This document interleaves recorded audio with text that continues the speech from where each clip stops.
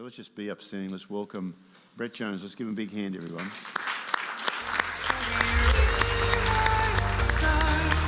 Maybe the world could be ours tonight.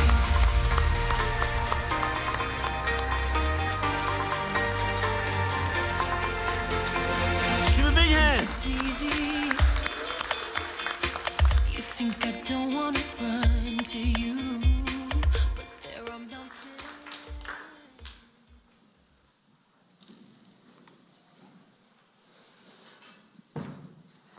I fell to my knees. I looked at her. I begged her. I begged her to stay. And she said no. And in that one moment, my life changed. In that one moment, I realised everything I'd been living, everything I'd been, everything as a man was a lie. And from that moment, I rose again like a phoenix out of the fire because I realised what I'd been building was an empire and not a kingdom. And I see so many men, so many women these days do this. There's a huge difference between building an empire and building a kingdom. So what do? I teach people to build kingdoms, not empires. And what does that mean? It means to build a kingdom that's going to stand the test of time, because empires rise and empires fall. Does this make sense to everybody? Excellent. Give your partner a fist bump. Give your buddy a fist bump and say, I understand. Excellent. So what does a kingdom look like? It looks like this.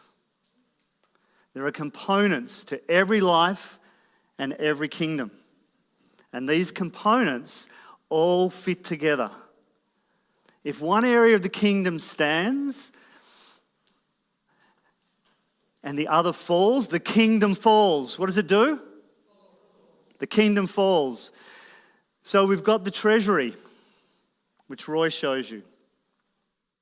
The area of finance and investment. How do we manage our finances?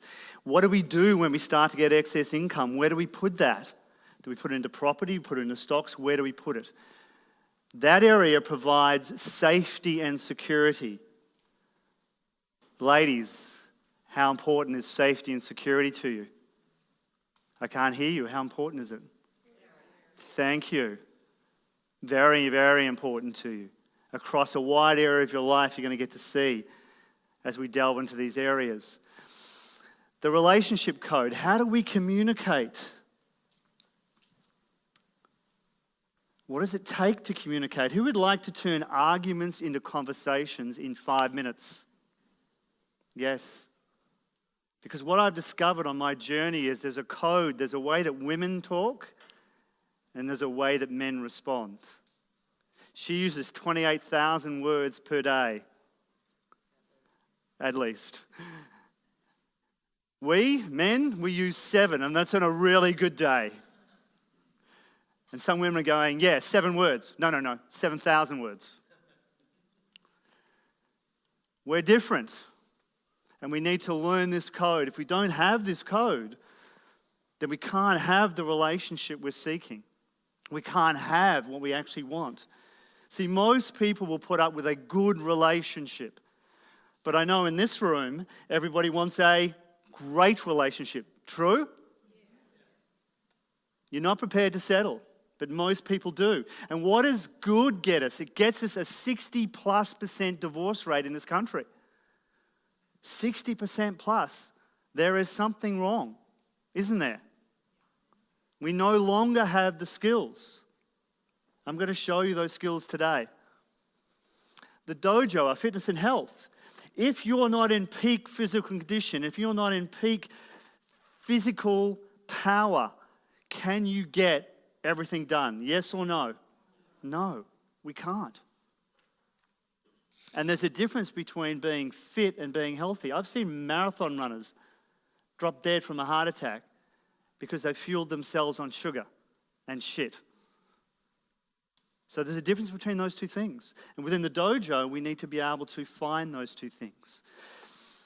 In the temple, our beliefs and our spirituality, we all have beliefs around what life is and what life's meaning is. We all have different beliefs around life's meaning, but some beliefs empower us and some beliefs disempower us. Who knows what I'm talking about here? Give your buddy a fist bump and say, I know what he's talking about. And when we get this piece right, as you can see, as you will see, Roy and I have very similar beliefs in this area, because there are universal beliefs that when you hear them, you go, wow, that makes total sense to me. I really get that. Just as the same as I tell you about the relationship code later today, you're going to go, oh my God, why isn't this stuff taught in school? Because it's not, is it? It's not taught in school. The very knowledge and information that we need is not taught in the place we go to get the knowledge and information. Something wrong, yes? The armory. We've created an armory. I'm going to show you the armory today. The armory is where we go to get the tools to build the kingdom. Sometimes the armory is where we go for the king and the queen to fight. Because sometimes both of us put on chest plates, don't we? Yes? Hands up in the room. Who knows they've got a chest plate on? Awesome. Honest room. I like it. Yes. A lot of us have got chest plates. In fact, some of us have got chest plates that have got double rivets in them. Just to make sure, right, that this mother is not coming off. The problem is, our ego says this is going to protect you. It actually gives you the exact opposite of what it tells you. The exact opposite. Having that chest plate on is going to bring to you the very thing you're trying to avoid. You're trying to avoid being hurt, right? With the chest plate. True or false? Having the chest plate on is going to guarantee you're going to get hurt. Because those arrows and those bullets, and everyone know what a mace is? You know, the old medieval weapon with the stick and the chain and the ball and the spikes on it? Yes? So our partner will go to the armory and get the mace and come and try and beat the hell out of that chest plate. We saw a couple last night do that, did we not? Yes? She's been using the mace for years on what he built. Does that make sense? Why? Because she wanted it down. She wanted to reach him. True or false? True. This is what we do. But the armory should be the place we go to get the tools to actually build this kingdom. And then the boudoir, the French word for the bedroom, our love and our sexuality. Because if these things aren't right, particularly if this one here, the relationship code's not right, that dies. Who knows what I'm talking about? And that is an essential part of life. It's the flow of life. It's the yin and the yang of this world, is it not? I mean, I don't know who designed this place, seriously. But we're completely opposites, aren't we? Yes? We're completely opposite. So this is the kingdom. This is how the kingdom can be when we get it right. And if one area, as I said before, if the heirs, if the children are not right, if we don't know how to handle that area of our life, the kids will get between us. This is a rule of behavior. I'm going to show you those rules today. There are certain ways that we're built, certain laws in this universe that we have to comply with. And the laws are there whether we like them or not. And when we don't comply with the laws, there is a severe consequence. Turn your buddy, fist bump him and go, I know what he's talking about. So what is the kingdom worth? I think it's worth $9,530. That's what I think it's worth to learn about the kingdom. And I'm going to show you why it's worth that. So what do I teach? I teach two main things out of that kingdom. Today, I'm going to show you the area of belief and spirituality. I'm going to talk to you about inner peace. So let me ask you a question. Out of love and inner peace, who wants love more? Put your hand up if you want love more than inner peace. Have a look around the room. right? Now, if you want inner peace more than love, put your hand right up if you want inner peace. Have a look around the room. The very first time I asked this question, thank you. The very first time I asked this question, it blew me away. Because our whole culture, and think about the word, right? Culture. No one wants to belong to a cult, yes? Is that true? You're already in one. It's called your culture for a very good reason. You're conditioned to be a certain way. True? By the things that happen to you, by the culture that you grow up in, you start thinking and behaving in a certain way. Is this not correct? Yes? So in beliefs and spirituality, inner peace is what we're actually seeking, more so than love. Like our culture directs us. When we see the movies, love is everything. You know, everything's about love. That's actually not what we want most. We want to feel peaceful inside. We want to feel together inside. We want to feel calm inside. That's what we seek. That's what we want more than anything else, because out of that place flows love. True? You can't give love if you're all messed up inside, can you? You've got to feel calm and peaceful inside for love to actually flow. Does this make sense? Awesome. So I'm going to show you today, this morning, inner peace. And then later, we're going to look into the relationship code, how to have relationships that work at a very high level. Who would like to hear about that? Awesome.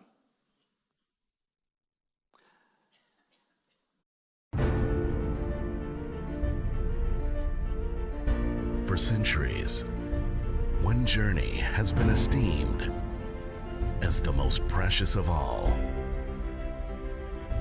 That journey which eventually all must embark on. A journey that returns to you your birthright.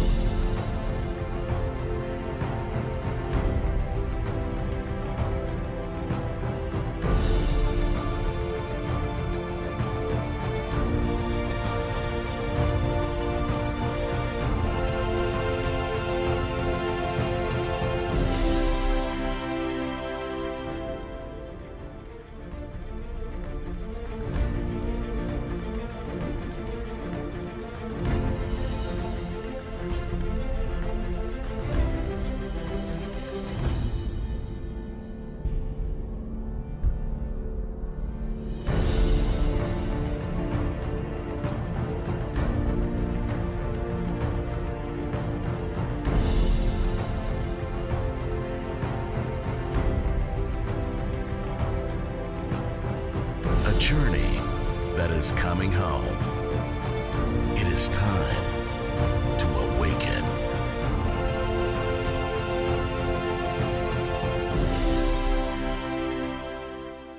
Who wants to claim back their birthright? Who wants to claim back the peace that is actually ours?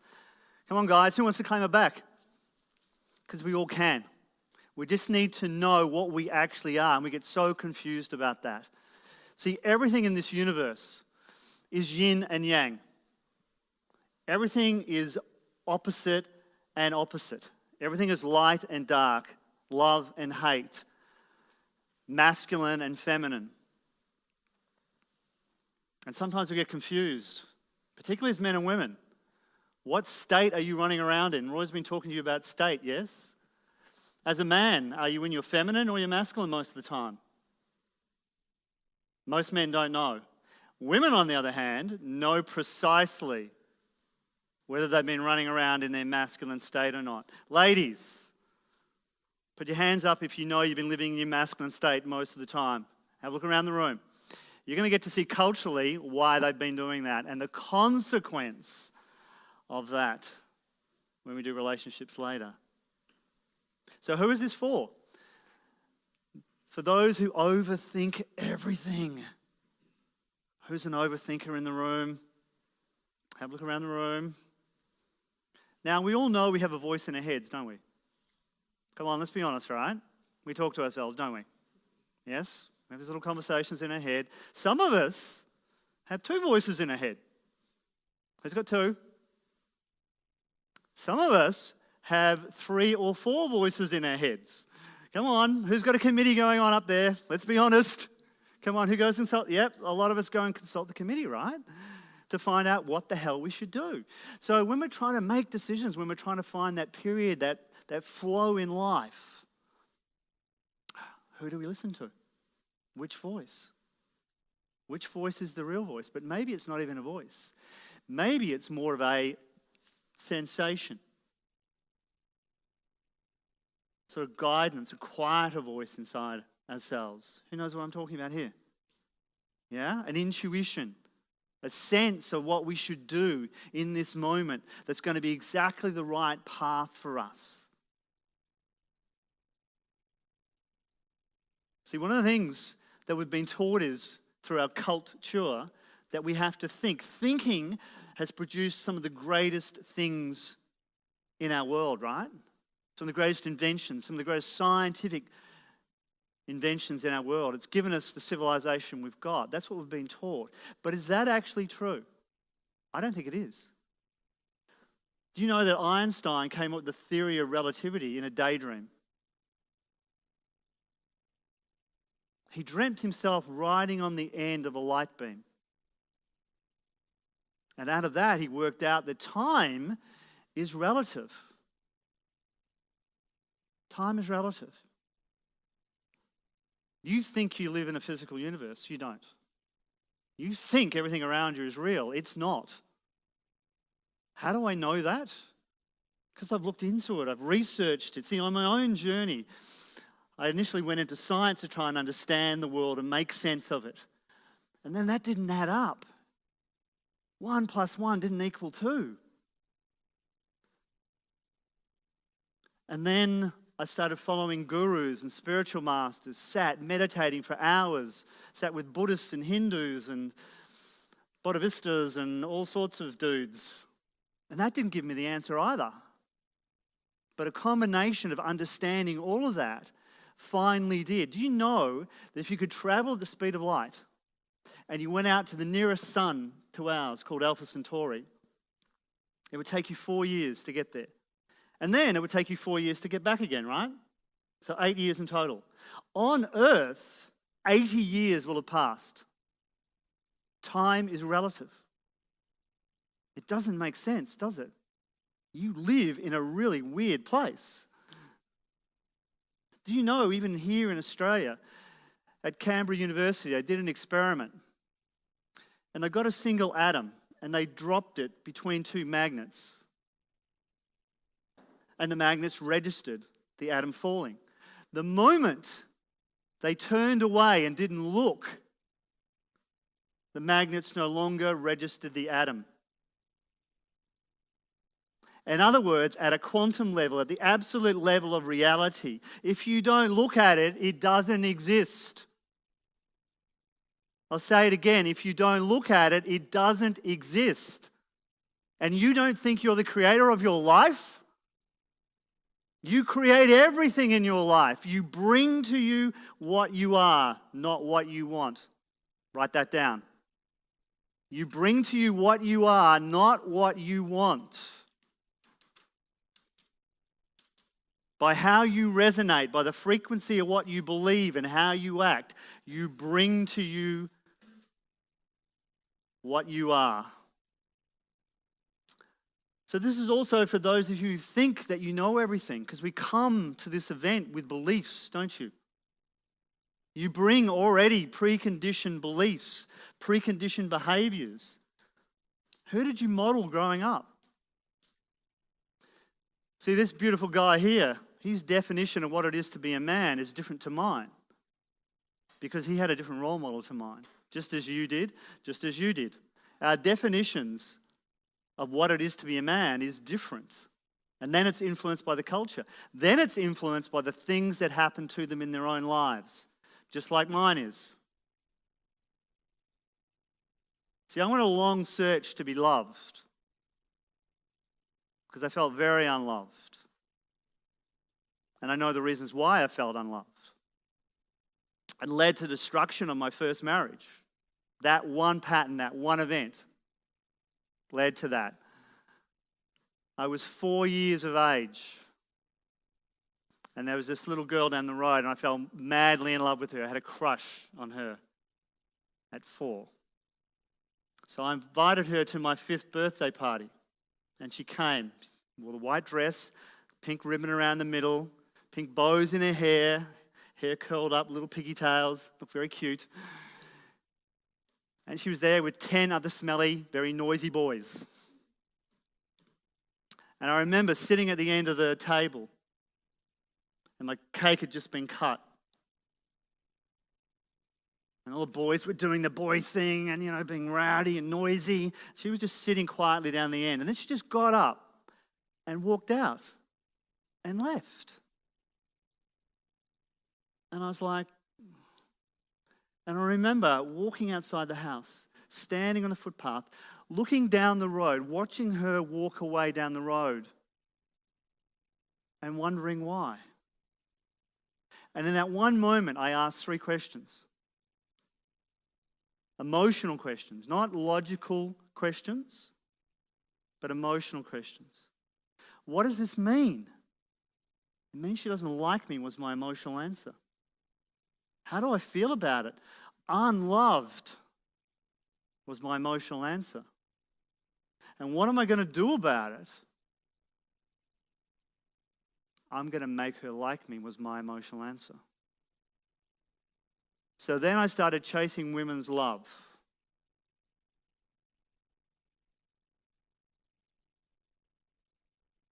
For the next 27 years, I ran that pattern.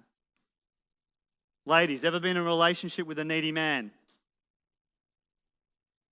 What does it feel like? Can't hear you. What does it feel like? Exhausting, right? When someone is grabbing at you, what do you want to do? Pull away.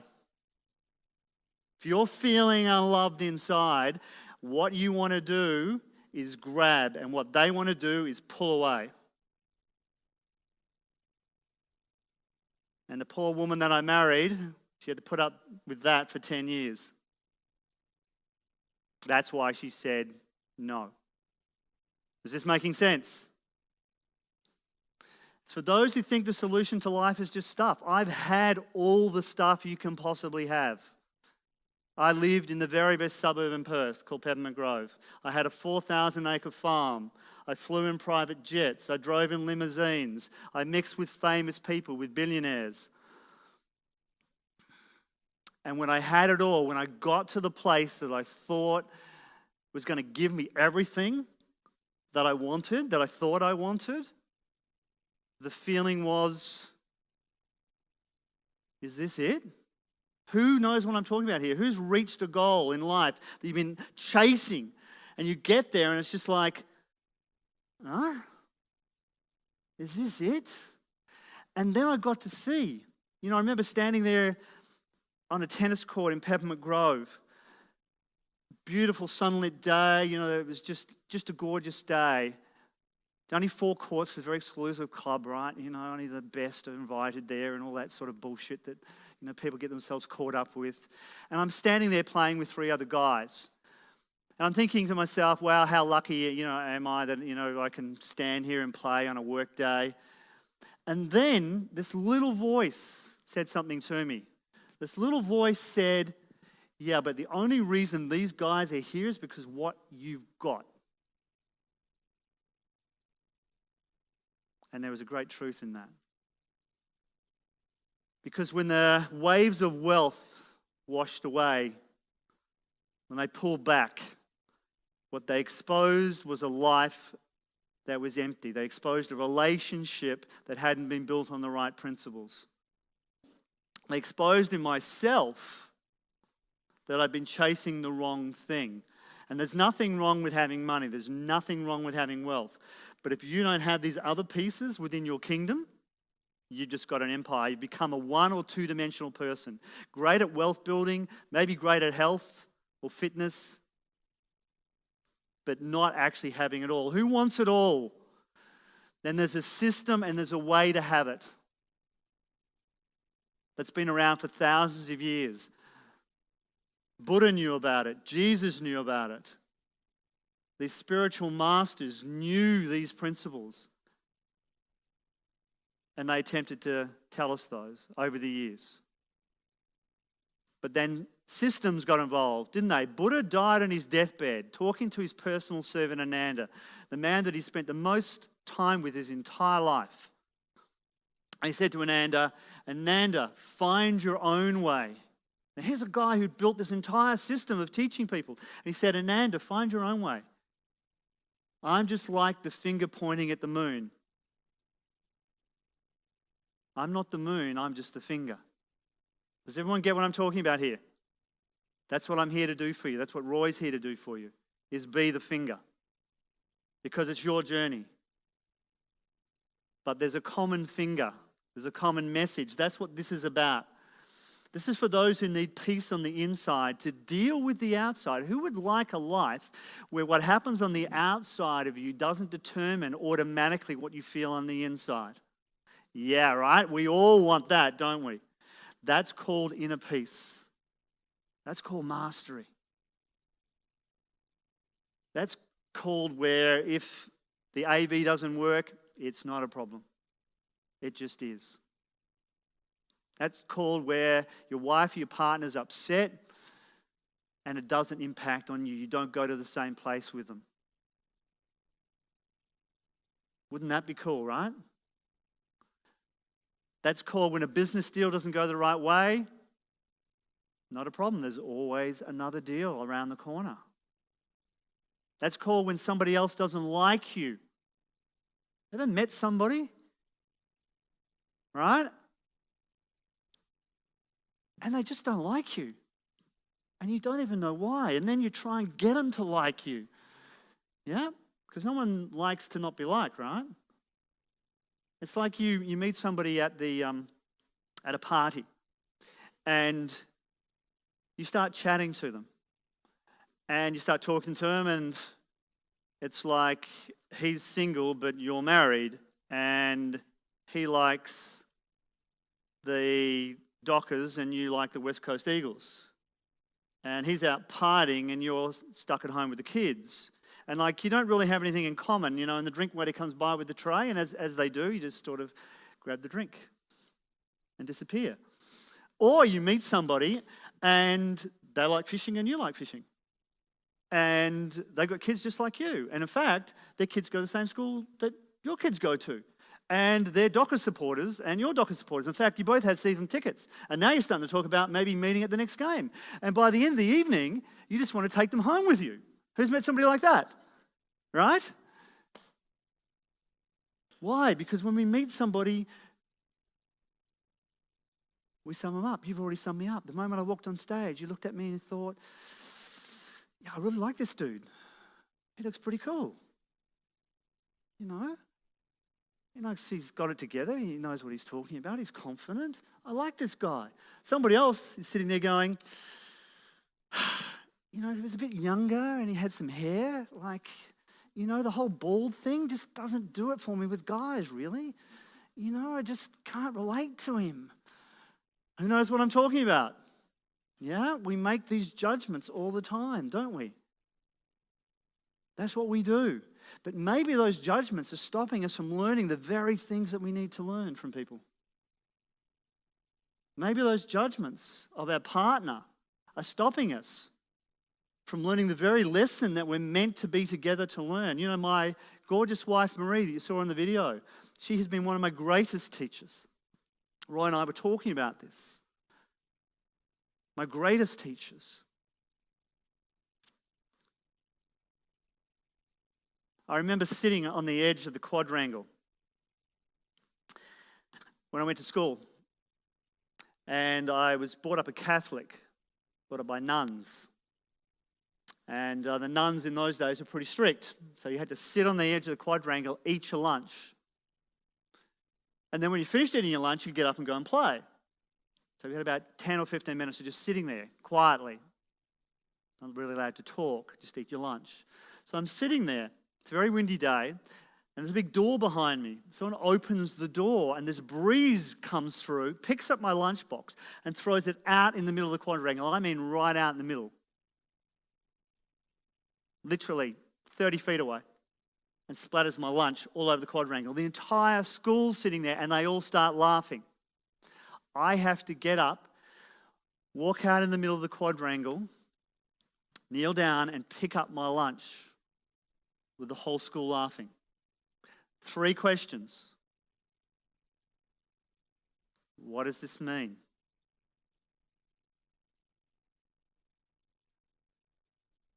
What does it mean?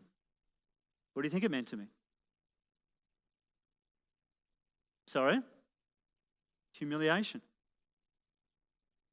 And how do you think I felt? Embarrassed.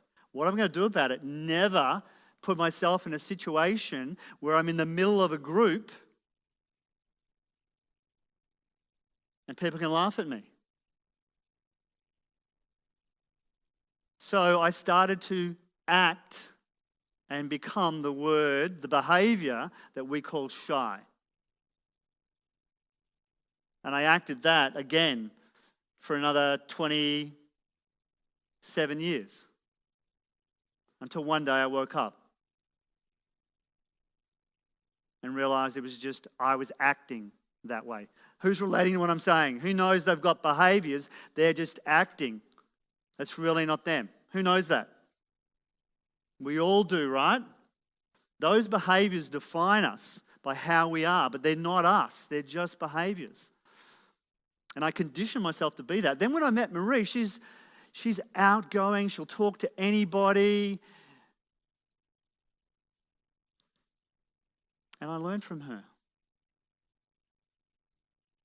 Do you want to know the secret to being outgoing and being able to talk to anybody? Who'd like to know that secret? Just talk shit. That alone is worth $9,580. Just talk shit. Dude, love your jacket, man. Where'd you get the jacket from? America. I was just over in LA the other day. Yeah, where'd you get it from in America? Can't remember, but awesome jacket. Like, just love it. And those socks, actually, they're really cool too. Where'd you get the socks from? Kmart. And you just make stuff up, right? You just start talking about anything. And then you get into a conversation with people. And after you break down the initial barrier, he's going to tell me about his trip to America. I'm going to tell him about mine. And we start to get to know each other. And boom, you formed a relationship with someone. Pretty easy formula, really, isn't it? But you have to be in a certain state to do that. Yeah? Everyone know what a state is? Sort of. 3,500. 3,500 states we can be in. Everything from feeling ecstatic to feeling wonderful to feeling great and powerful to feeling orgasmic. You imagine walking around all day being in the orgasmic state? Walking in the office like this, and everyone goes, "What are you smoking, dude?" Like, seriously. Right? Why don't we do that? We could go the opposite way, right? Worried, concerned, anxious, stressed, depressed, sad, stress, anxiety, and depression, the scourge of our time. The scourges of our time. How many people do you know that are sad, anxious, or depressed? Most people now. Most people. Over half the population is on an antidepressant. We've got children on antidepressants, for God's sake. There is something wrong with that, is there not? So we've got a range. 3,500. I was fascinated years ago. I've been doing this work now for 30 years. I'm 60. Started in my 30s. And I wanted to know, okay, so if we've got this range, I wonder how many emotions we do per day. And the answer is about 70 to 80 different emotions that we go through in a day, on an average. How? We've got our clients to keep diaries. Every emotion they could recognize they were going through in the day and write them all down. And we did it over a 3-month period. And what we found was really fascinating. We found that, yes, 70 to 80, but there were states they would do consistently. We called them resting states. And about 10 to 12 resting states that people would do. Things like stressed, worried, concerned, anxious. Who does stress really well, by the way, in the room? Who's real stress heads? Come on, be honest. Who's a real stress head? Okay, who does anxiety? Who does anxiety in the room? And who does depressed? Who does depressed really well? Come on, a few of us do. There's always lots in the room. Thank you for your honesty. Yep. So we can master those states. We can be conditioned into being unloved. Does that make sense? We can be conditioned into mastering stress. I'm really good at stress. If I allow myself to go there, it becomes a motivator for me to do stuff. Yep, those stress heads in the room know what I'm talking about. Get yourself stressed, you're motivated. But it's a really poor motivator. It burns out your adrenal system. Your adrenal system is the portion of your body that cleans out all the crap in your body. It's your lymph system. If you don't exercise, your lymph system cannot clean out the crap in your body, and you end up getting dis-ease. It's all connected, right? It's all the system. You've got to know the rules of the system. Once you understand the rules of the system, you can win at the game. Gentlemen, if you know the rules of relationships, you can win at the game. Who wants to win at the game of relationships? For the men in the room, put your hand up if you want your wife or your partner or your woman to be happy. Put your hand up. Ladies, look. Here's the truth. Look, consistently. Doesn't matter whether I'm in America, in Los Angeles doing this, or here in Australia. Every man on this planet wants his partner to be happy. And the women are like, thank you guys. The women are like, then why does he do all this dumb shit? Come on. Brad, I was with you up to that point. Like you had me right there in your hands. And then you laid that truth on me. That can't be true. But it is. We want you to be happy. Like deeply want you to be happy. We just have forgotten how to do it. But I'm going to show you how you can find that truth back again, to get it back. So it's for those who want to walk the easy path taken by masters before. What I learned is, going even right back to a document called the Bhagavad Gita, and by the way, it took me ages to be able to pronounce that correctly. Bhagavad Gita, yeah? And it's an ancient document of a conversation between a king, in fact, a prince at the time, wanting to become a king. His name was Arjuna. And his uncle, his father died, and his uncle took up the kingdom with the promise that once he was of age, he would hand the kingdom over to him. Problem was, when he came of age, his uncle said, sorry, I like this, I like my throne, it's now mine.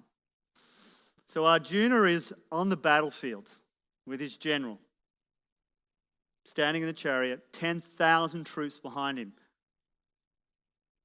supporting him as the rightful king, with a lesser force in front of him, made up of his uncle and his cousins. And suddenly he's caught with that dilemma that we have all experienced inside himself. What is the right thing to do?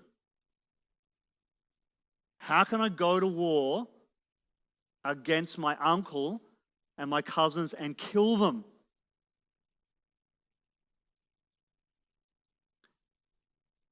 And the general's freaking out. He's going, we've got 10,000 troops here. We're ready to go to battle. What do you mean you can't fight?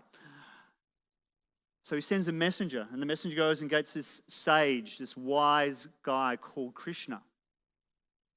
Krishna comes and stands in the chariot with Arjuna.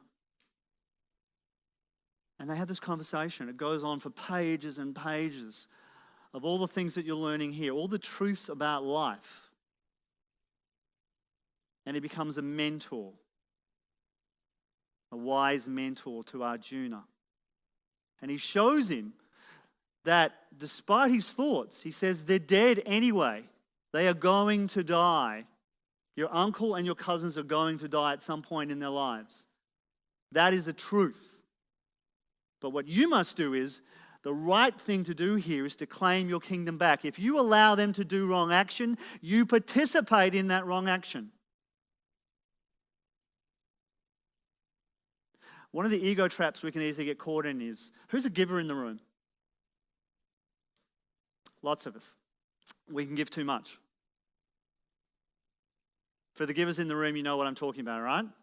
You give and you give and you give, and they take and they take and they take, and you end up exhausted. Who knows what I'm speaking of here? Because our ego is getting us to give too much. We must get to know this portion of ourselves. It becomes our freedom when we get to know it. I know my ego really well. I know what it's done. I know what it can do. And I know all its forms. And you have to get to a point with it, as Krishna got Arjuna. It just is.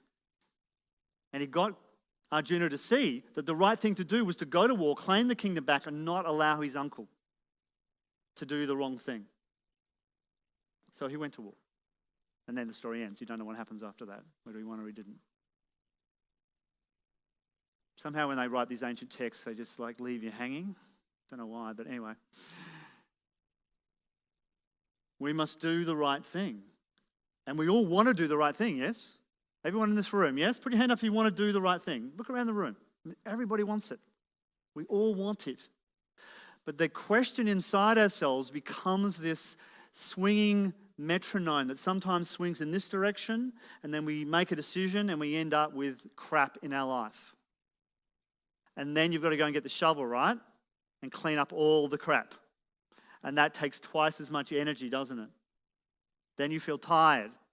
Then you go to a state. How do I clean up a shitty relationship? How do I fix it? Is it even fixable? Or has it gone too far? These are the questions that come up for us.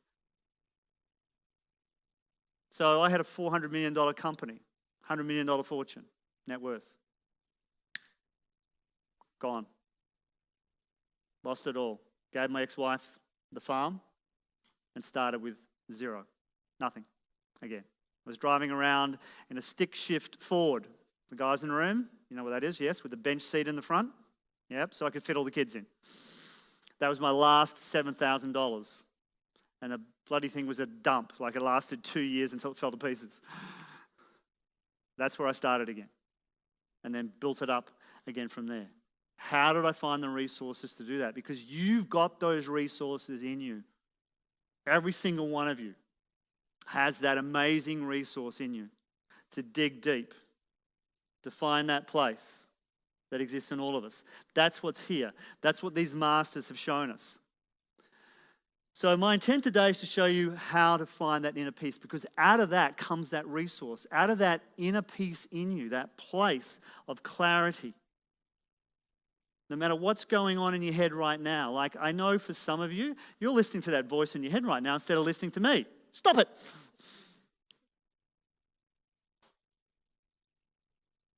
We all do it though, don't we? It's hard to maintain focus, isn't it? When we've got this verbal garbage going on in your head.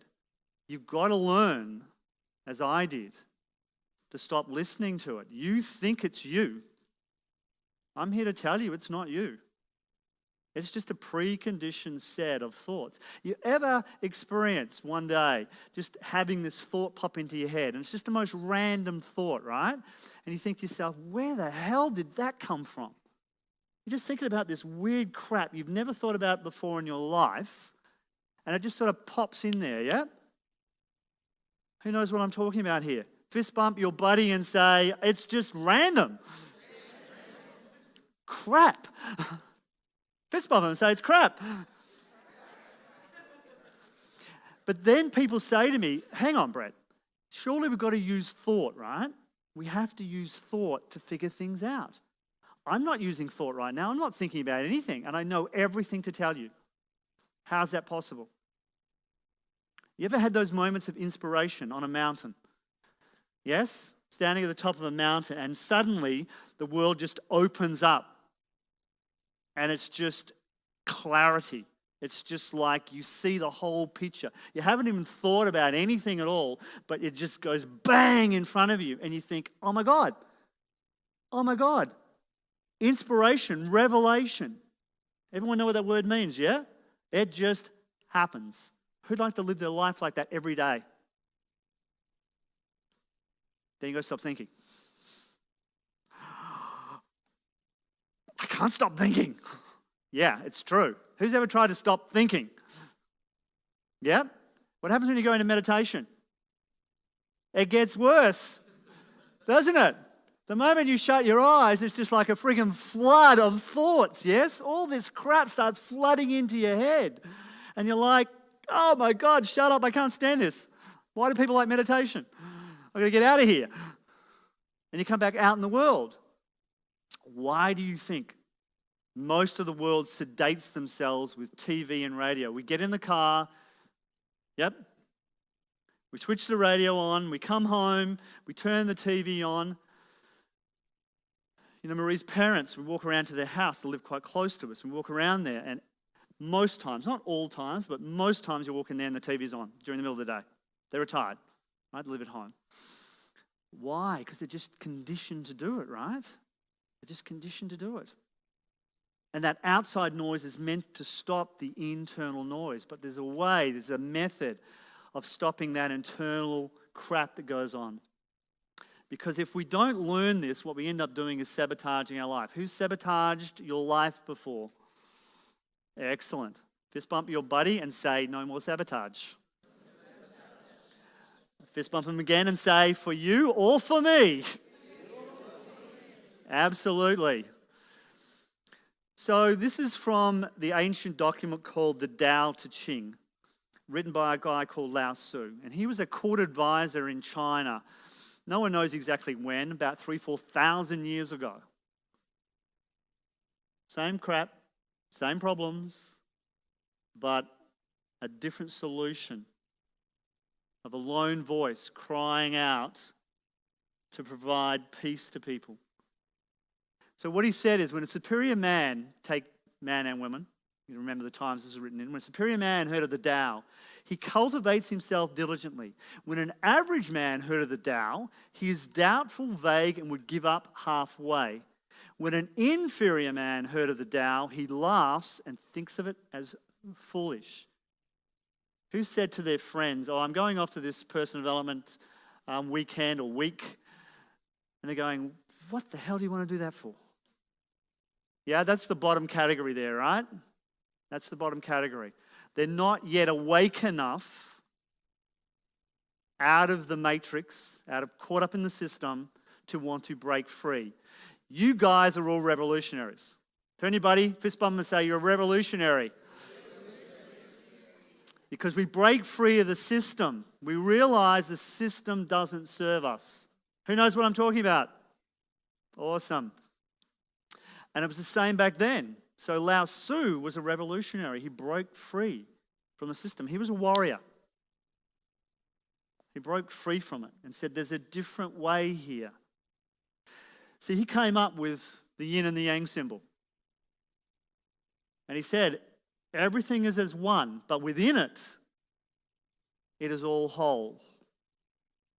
There is light and there is dark. There is hot and there is cold.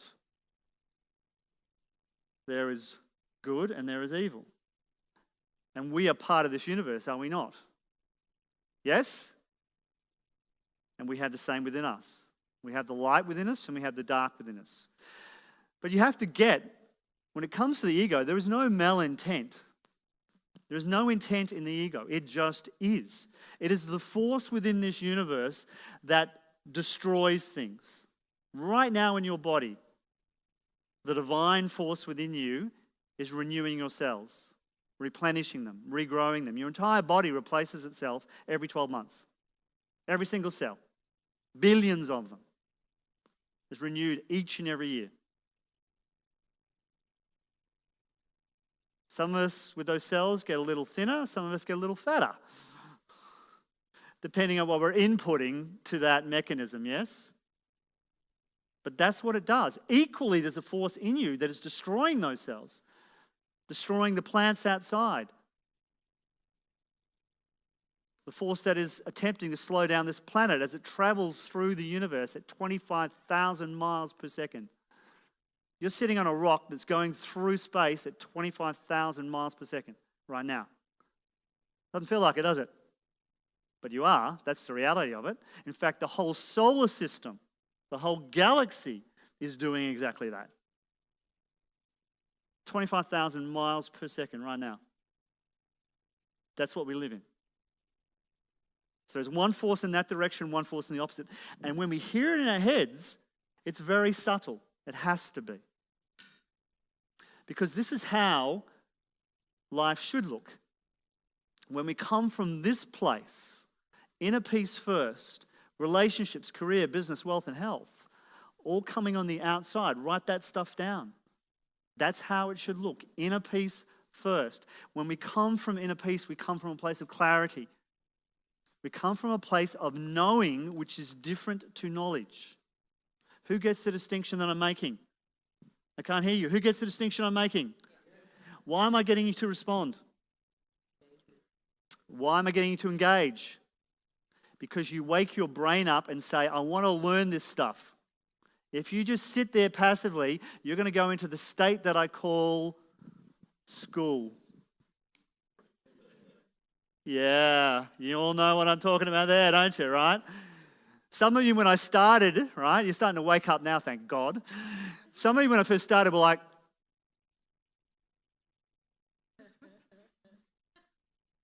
I was going to come like finger bump some of you because I thought you were dead.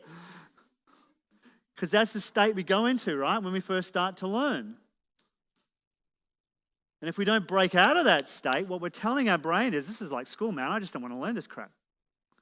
But this ain't school. This is life. Thank you. This is life. These are life skills that we must learn. That for most of us, we had no role model. When I did the very first event that I ever did, it was 6 months after I was on my knees with my ex-wife. And I went away on a weekend to an abandoned monastery, to an event like this. And in that event, I had had what you would call a spiritual experience. I got to recognize who I really was and what I really am. And I'm not the person that you see standing in front of you. I'm not this body. I'm not even my thoughts. I and you are far more than that. And when we know what that is, we can love that. You cannot love your ego. Say it after me. You cannot love your ego. It doesn't know what love is. It's impossible to love it. You must recognize it. You must become aware of it when it speaks to you, but you can't love it. Its version of love is the standard version of love that you see all around you, which is, I will give to you as long as you give to me first. I'm not giving you any shit if you don't give to me. I'm not giving you anything. Prove to me that you love me, then I'll love you back. Who knows what I'm talking about? Yeah. That version of love is the version of love that exists in most relationships. It's not the version of love that you guys want. Because it's actually prostitution when you think about it. Yeah? Do something for me, I'll do something for you. That's not love. That's the ego's version of love. But that's all it knows. It's sort of like a computer. It's sort of like having what's called a partition. Hello. Sort of called a partition on a hard disk. So you can split a hard disk into two and you can have two operating systems on a hard disk, right? You can put Mac, iOS, Apple stuff on one side, and you can put Windows on the other side. And the two languages don't talk to each other at all. At all. And it's almost like all the negative experiences go into the side where the ego is. And when we step into the states where the ego exists, doubt, stress, anxiety, depression, we can only make decisions with the information the ego has within that hard drive. Does this make sense to you? Therefore, the only decisions when we're depressed can be, how am I going to get out of this? And the only person you're thinking about when you're depressed or stressed or anxious is who? Yourself. If you're in the divine portion of yourself, who are you actually thinking about? Everybody else. Everybody else. Because you're exterior focused. When you're stressed, anxious, and depressed, you're interior focused. You're worried about you. That just leads deeper into the hole. Who knows what I'm talking about? Fist bump your buddy and say, I know what he's talking about. Thank you. So what we're going to do this morning is have a look at 3 secrets. How to quieten your mind, find calm amongst the storms, so you can find the ideal and optimum path through any challenge you come up against. Who would like that? Does it not make sense to you that the divine within you has a bigger perspective on everything? And therefore can see the clearer path through the difficult decisions that you need to make every day in your life. Does that make sense? Whereas the ego's solutions can only lead to its nature. And its nature is destruction. Do you think I built that first business from my divine self or from my ego? Correct. Therefore, the only conclusion that could come to is one of destruction. If we build a relationship based on our ego, what will happen to the relationship? Destruction. If we build it from the divine portion of ourselves, giving, loving with no expectation, and I don't mean over-giving, I just mean doing certain things as a man, as an example, in a relationship. Like sending a text to my wife last night saying that I honor you. Which woman in the room would like to have a text like that from her husband? Put your hands up, ladies. Everyone, right?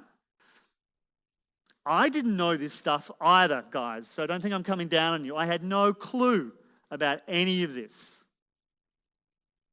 As Roy said, I was dumb, thick as 2 short planks, and a couple of bricks thrown in.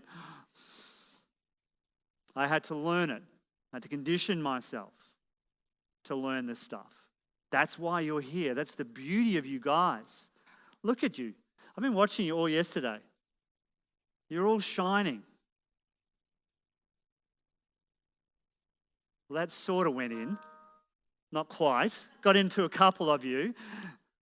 You're beautiful. You're magnificent.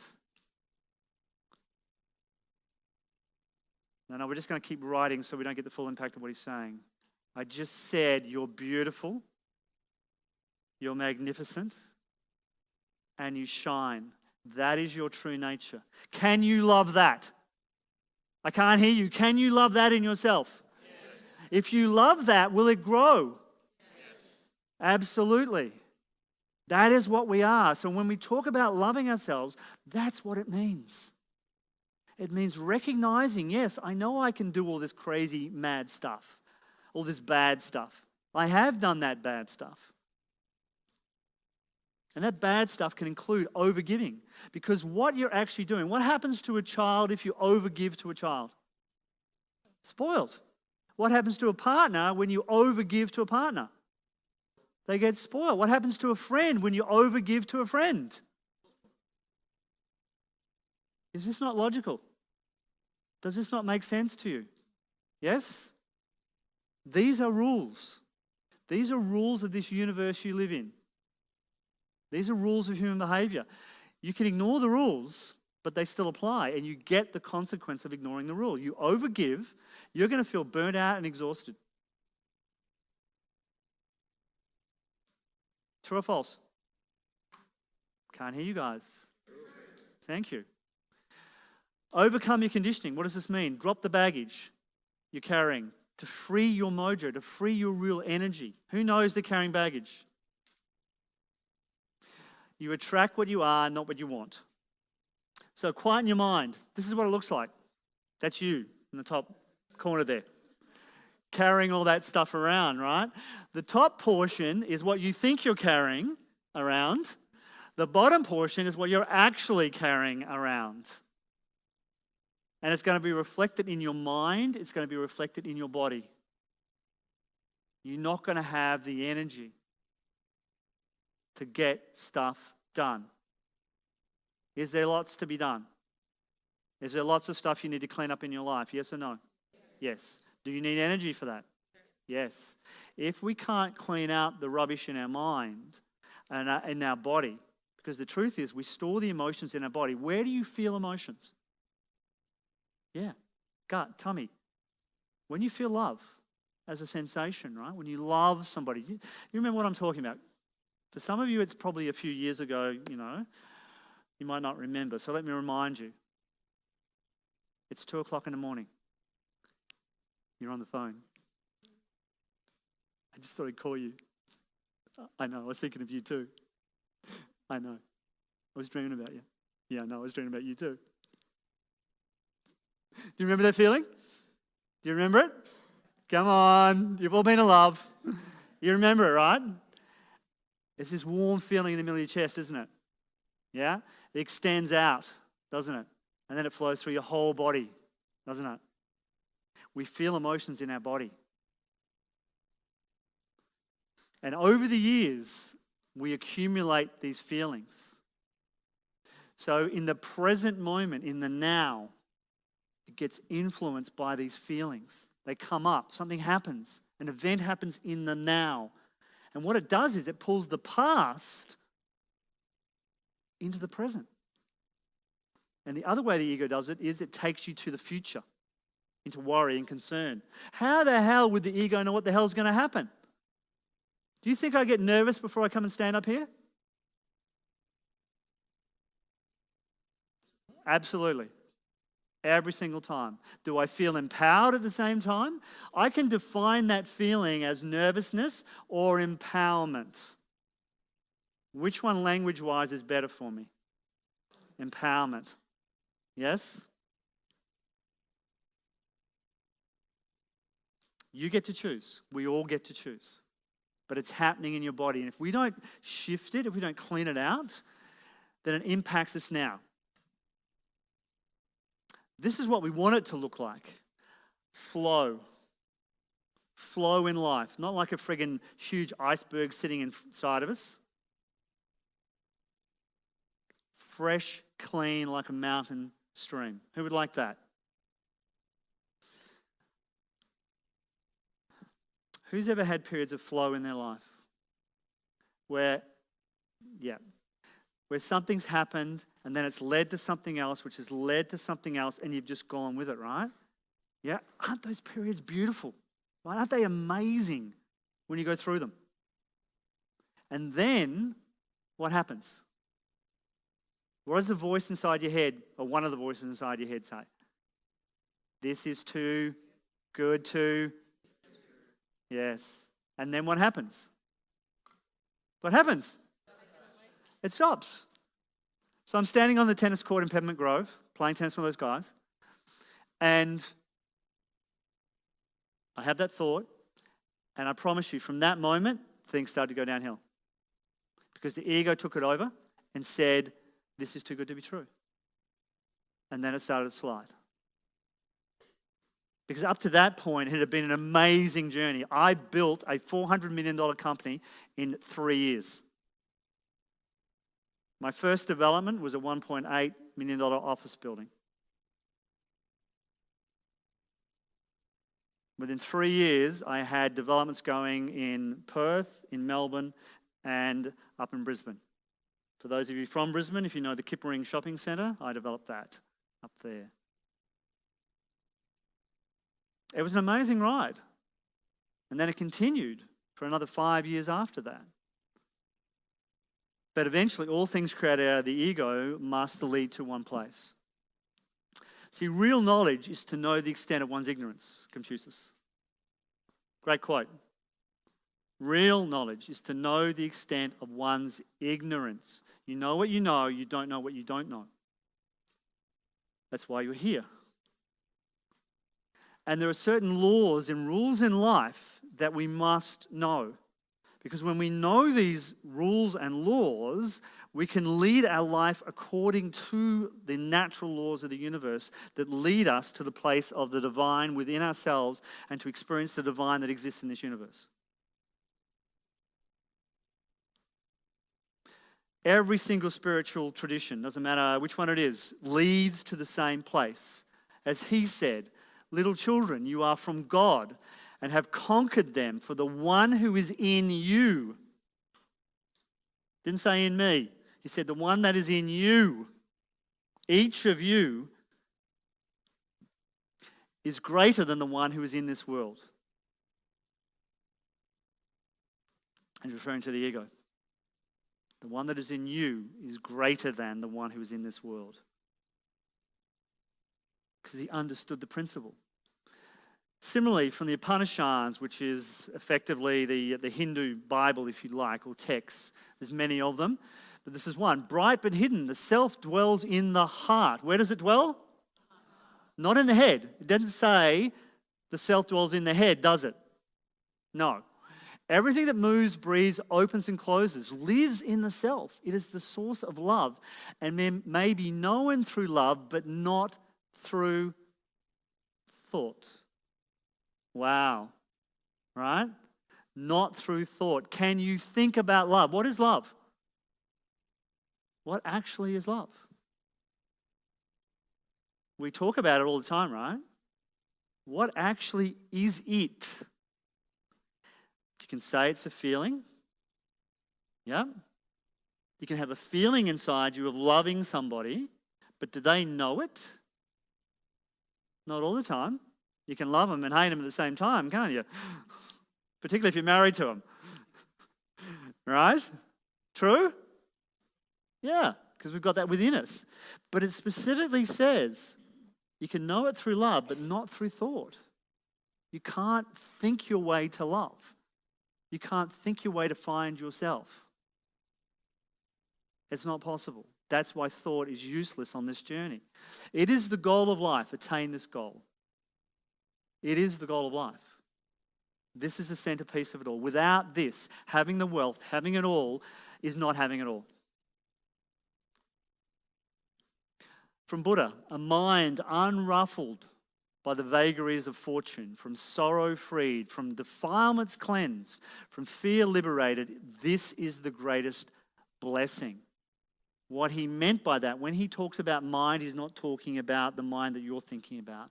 He's talking about that place inside ourselves where we hear that constant criticism. Who's got a critical voice in their head? And you listen to it and you believe it, as I used to.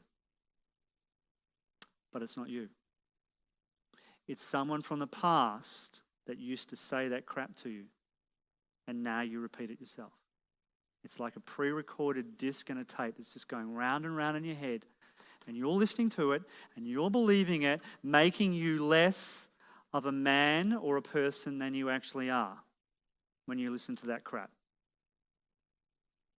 Because we're more than that. Every single one of us. We know who we are. Sometimes we don't even dare to hope that we could be that because other people in our lives have conditioned us to not be that person. And we believe that. We believe we're that person because that's what we've been conditioned to do. We've been taught that's how I am. Who knows what I'm talking about here? Awesome. One's endless desire can result in neglect of the true nature in life, chasing stuff and things for the sake of chasing stuff and things. As Roy has already said, he and I have been very good at that. But we also, along that path, through the pain that we went through, learned a different lesson. To the grace of the divine, we were headed in directions where, I certainly found a mentor. She was a lady who was a matriarch, very strong, powerful lady, came from a farming background, as my family did. And she ran that course that I went to. Her name was Molly. And Molly told it how it was. So I remember standing in front of her, being in my feminine state, not my masculine state, saying, I just want to be loved. And she said, if you want to be loved, then be lovable. Write that down. If you want to be loved, be lovable. And it was like a baseball bat to the side of my head. It was like, oh, holy crap, that is just so true. And I woke up in that moment to the fact that I'd been unlovable. I was an ass. No one would want to love me. I'm lovable, aren't I? Oh, come on, guys, I'm cute. Give me a break. I'm lovable, right? Thank you. Not very convincing, but I'll take it anyway. Because when you're running around having been conditioned, so for one event in my life, I started to believe I was unlovable. And the thing is, the moment that you start to believe that emotionally, guess what happens? By that belief, as I started to try and make this girl love me, I remember when she got older, she would come past the front of my house on the way to catch the bus to school. And I just happened to be going out in the afternoon collecting the mail, right? Just as she walked past, just coincidentally, as you do. And I'd try and make conversation with her. But what I didn't get, and I now know, is that 93% of communication between us as people is non-verbal. It's not what I'm saying. It's how I'm saying it. So just to keep you excited, I'm going to talk like this for the rest of the 3 hours that I've got with you. Does that sound good to you guys? I like this actually. I'm going to keep doing it. I want you to be excited, guys. I want you to get inspired about your life. Yeah, so you get it, right? But so often we're expecting a result, not realizing that we're in the wrong state. If you're in the masculine state, ladies, what result are you going to get from your man? You're going to get resistance. That's the rule. You're going to get huge resistance no matter how you try and deliver that message. All he's going to feel is, she's telling me what to do. And men in the room, when we're told what to do, what do we naturally do? Let him hear it. The opposite. And you wonder why it's not being effective. This paradigm we've got ourselves into is the paradigm that saddens me, because it's simply through lack of this knowledge that we end up getting divorced. And equally, if I'm in my feminine state, pleading to her for some love, care, and attention, besides throwing up, what's she going to do? She's going to step away. She doesn't want another child. She's already got a couple of them. She wants a man who is in certainty and in his masculine state. We may not know, gentlemen, what we're going to do next. We may have no clue how we're going to solve whatever it is that's coming up. In most cases, she's coming to us with something that doesn't even need solving. We think it does, and we start to try and tell her how to solve it. And she's like, what are you telling me what to do for? I already know what I'm going to do. I just want you to be miserable with me. Ladies, you know what I'm talking about, right? Right? You just want to share the misery with us. It was a revelation to me when I finally woke up to the fact that that's what my wife was trying to do. Share her misery with me. And I'm like, what? You want me to be unhappy with you? Yeah. Okay. I can do that, I think. It was amazing. You women just incredible. But when we get it, men, then we can deliver it, right? We like to have it made clear and plain, yes? Tell me what to do, and I'll friggin' deliver it. Can I get a ooh-ah with that? Yes or no? Thank you. There are rules. When we know the rules, gentlemen, we can win the game. I'm winning. Big time. Big time. 23 years together 26. She is the light of my life. There is no other woman on this planet for me but her. She is everything to me. And she knows it. And by putting her in that place in my life, everything else fits around that. And then life starts to flow. 2 is far more powerful than 1. 2 partners in life, heading in the same direction, the same beliefs. A kingdom built with walls to withstand anything. No one gets inside the kingdom. With a keep. The keep was the area of the castle, the highest portion of the castle, where the most sacred things in the kingdom were kept. The love, the trust, the honesty, the commitment, the courage, the bravery. All these things are kept in the keep, but they must be filled up every day. Because when the harsh times come, when winter comes, as of course it always does in a relationship, yes? There is enough in the keep to fill it. So from my book, Awaken, about the ego, it tells a story of subtlety, one we can believe, because if the story was too violent or too critical, it would never convince us. So it starts slowly. You're not good at this or that. Then it comments on other people. Look at them. They are fat or stupid or arrogant or rich. Slowly it turns your view of the world around, affecting how you feel every day about life. If you're overweight, it criticizes you, but it gets you to eat the food in the first place. If you're unfaithful in your relationship, it criticizes you. You feel guilty, but you still go and do it again because you become addicted to it. It feeds you dopamine. I wonder why they call it dopamine.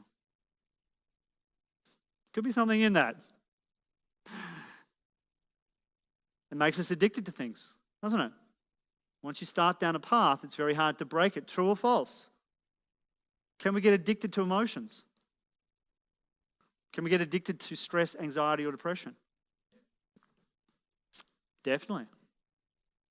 I've spoken to thousands of people now who've experienced depression. Every depression is different, but it has similarities as well. We know how to get into that state. Every person who gets depressed knows how to do it. Start thinking about all the negative things in your life. Put your head down, round out your shoulders, and start breathing shallow. And I promise you, if you've never been depressed in your life and you do that, you will feel depressed. Particularly if you run that tape more and more and more in your head. So there's a formula to get to it. Is there a formula for being happy? What happened? I did the exact opposite, did I not? I put a smile on my face, thought about all the good things in my life. Yes? Do you know that when you change your facial muscles, it actually changes the neurochemicals that you drop, or in fact the hormones that you drop out of your brain into your body? It does, it's true. You can look it up. So all you have to do, right? This is worth $9,580. Just walk around doing this. And you'll feel a whole lot better. State mastery is one of the keys to life. I learned that lesson from Anthony Robbins. Great teacher. And when it comes to the masculine and feminine states, it is essential in your world to master your state. Okay, so from the Bhagavad Gita, he whose mind is not shaken by adversity, who does not hanker after pleasures, and who is free from attachment, fear and anger, is called a sage of steady wisdom. Free from attachment. We get attached to so many things. We get attached to emotions. We get attached to people. We can get attached to our children. We need a certain outcome for them, which makes them feel controlled instead of giving them proper boundaries under the area of the heirs within the kingdom. We get attached to them giving us love. Who knows what I'm talking about? A lot of mothers know this. We go for a safe source of love. If our partner is not a safe source of love, not a consistent source of love, we'll go to the nearest one, which of course is our children. That is an ego technique. Not a very healthy one, because what sort of burden do you think it places on the child? They feel responsible for the Thank you. They feel responsible for the parent. Not something that we want, right? We're not passing down to our heirs a kingdom that's well built. We're passing down a kingdom that is broken, like many of us have had passed to us. True? We've had broken kingdoms passed to us. Therefore, we must go and get the bricks and the mortar and rebuild the kingdom. True? True. So, one technique that I found extremely useful for inner peace and on this path is meditation. Who in the room meditates? Who in the room does not like meditation? Thank you for your honesty. So, my experience with meditation was in my early years, I heard about this thing called meditation. I was brought up a Catholic. We didn't used to meditate, but I became more interested in the Buddhist religion. So, I went and started to meditate with Buddhists. And if you've ever done that, they do stuff like really weird chanting, like oh, stuff like that. Who's heard it? Yep. And the Kyoto monks do it very well. And I tried that, but I had the same experience that most people have, which is within the first 20, 30 minutes, the mind just going crazy. It's just talking all the time. It doesn't shut up. And by the end of 30 minutes, I was more frustrated than when I first attempted to meditate. So I came out of it worse than I went into it. Who knows what I'm talking about? Fist bump your buddy and say, I know what he's talking about. Yeah. So I tried many, many different styles of meditation after that. And what I found is that for different people, different styles of meditation actually suit better. So there's no one formula fits all. I actually meditate to music. Like this morning I was meditating to The Greatest Showman. And that may seem a little weird to you, but that's okay because I am a bit weird and I'm okay with it. What we do in meditation is the actual purpose of meditation is to bring the peace that we can find in there out into our day. Does that make sense? To bring it out into the day. So we don't just go into meditation to de-stress, because that certainly is a good purpose for it, right? You go in there, if you truly get to that place, your entire system has been shown scientifically to significantly de-stress. You start to release a lot of positive endorphins and dopamine as you meditate, and it actually helps your body to renew at a much faster rate than sleep. So it's very good for that. But it has another much higher purpose to it. So when I'm in meditation, what I'm doing is I'm focusing on an object. For me, the object is music. For you, it could be breath. It could be a mantra. It could be just a white light behind your eyes. It doesn't matter. But the purpose is to focus on one thing. So look at my finger. Everyone look at my finger. Keep looking at my finger. And I want you to put your attention, keep looking at my finger, don't look at me, look at my finger. I know I'm very interesting, but my finger's more interesting at the moment. Now I want you to put your attention into your big toe. Keep looking at my finger and put your attention onto your big toe. See how that's possible? Yes? That's what you do in meditation. It's where our attention is. What happens during your day? Your attention goes from friggin' this to that, to that, to this, and you're trying to get stuff done. Who knows what I'm talking about? It's all over the place, isn't it? And even now, like in our culture, it's meant, oh, you can multitask. Crap. Your mind actually works better as a tool when you're using it to focus. Gentlemen, one thing we're awesome at is focus. Ladies, you know when we're focused on you, don't you? True or false, ladies? So, male or female, when we can direct our focus at one thing and learn to actually master the stream of awareness, which is what it's called. What's it called? The stream of awareness. When we can focus that, there are many things going on in this room right now. Your stream of awareness is focused on me. It's at the moment not focused on the air conditioning system, which you can now clearly hear, because your focus then went to that because I directed it there. True? Is this going to be useful when you're trying to get stuff done? When you're trying to build a property empire? Yes? Instead of thinking about the kids, thinking about him, thinking about the property, thinking about the groceries, thinking about your mother, thinking about the car. Ladies, you know what I'm talking about? Yes? The connection between your left and right hemisphere is twice the size of a man's. Twice as thick.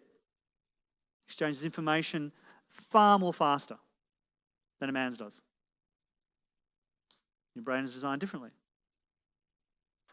For guys, we just get out whatever we're thinking about, and that's what we think about. True? Mm-hmm.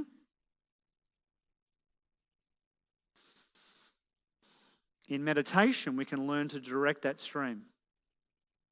What do you think I'm thinking about right now? You. That's it.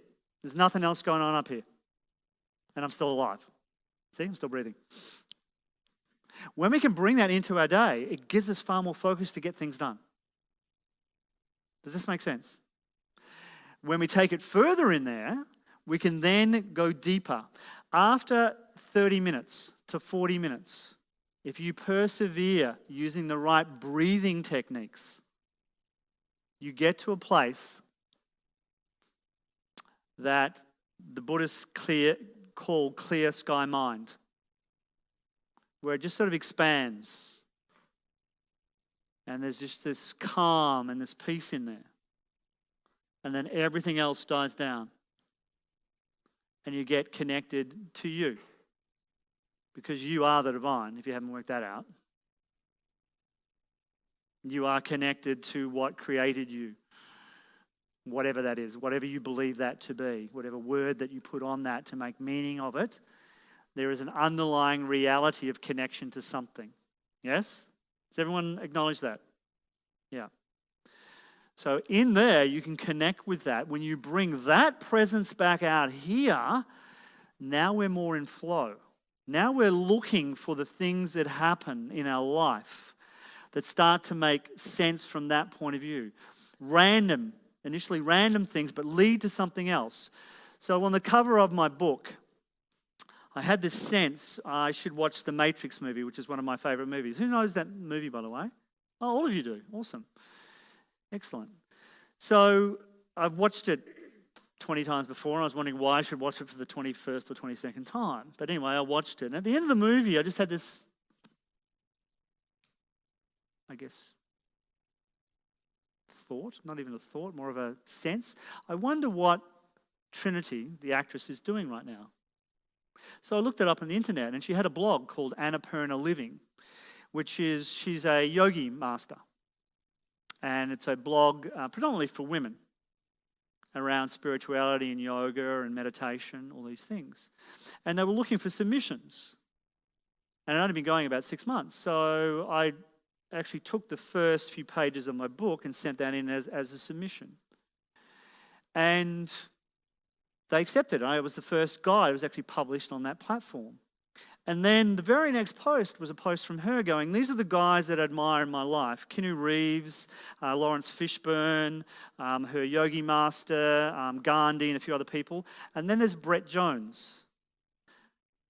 And I'm like looking at it going, well, that can't be me, right? That must be another Brett Jones. But it had a link. It was a hyperlink. And I clicked it, and it was me. And that intuition led to her endorsing my book. Do you get what I'm talking about here? I know you've all had these things happen in your own lives. True? True or false? True. Fist bump your buddy and say, true. Turn back to your buddy and say, I love synchronicity. Yeah, don't we love that shit, right? Yes? Isn't that the best way to live? Where that stuff just happens to us and we can recognize when it's happening. You're only going to recognize it when you're quiet on the inside. Say it after me. I'm only going to recognize it when I'm quiet on the inside. Yes. That's when life flows. That's when you see that property and you go, I don't know why, but this is the one. So I don't know why I went to Los Angeles and started speaking there last year. And now we're getting followers and now we're growing in Los Angeles. Why Los Angeles? I'm in freaking Perth. Why not Sydney or Melbourne or Brisbane or whatever, right? I don't know, but I just know the connections that I've made there are appropriate for whatever higher purpose or greater purpose, and I just follow that. Does that make sense? Does that make sense? Yes. So when we live our lives from a place of inspiration, not desperation, write that down. Live from inspiration, not desperation. Then life flows. I know that Roy and I were meant to meet. I don't yet fully understand why or how or what that's going to lead to, but I don't need to. Roy spoke yesterday about letting go. Letting go of the outcome. It was one of the great messages and the lessons that Krishna taught Arjuna. Do right action. Write this down. Do right action. Let go of the outcome. Do right action. Let go of the outcome. This is one of the great spiritual lessons that we must learn. Do right action. Let go of the outcome. How often do you want to control the outcome, right? Your ego thinks it knows stuff. Your ego thinks it can control stuff. I built something for 10 years using my ego, and yes, it can achieve a lot. But what I've learned and what the messages in all these texts were, if you do that, there is an inevitable consequence of doing so. Because you're using the force of destruction to build something. What do you think the lessons are in Star Wars? Yep, the whole Jedi, all that stuff, right? It's the same message given so many times over in so many different forms. You can work with the dark side or you can work with the light. You choose.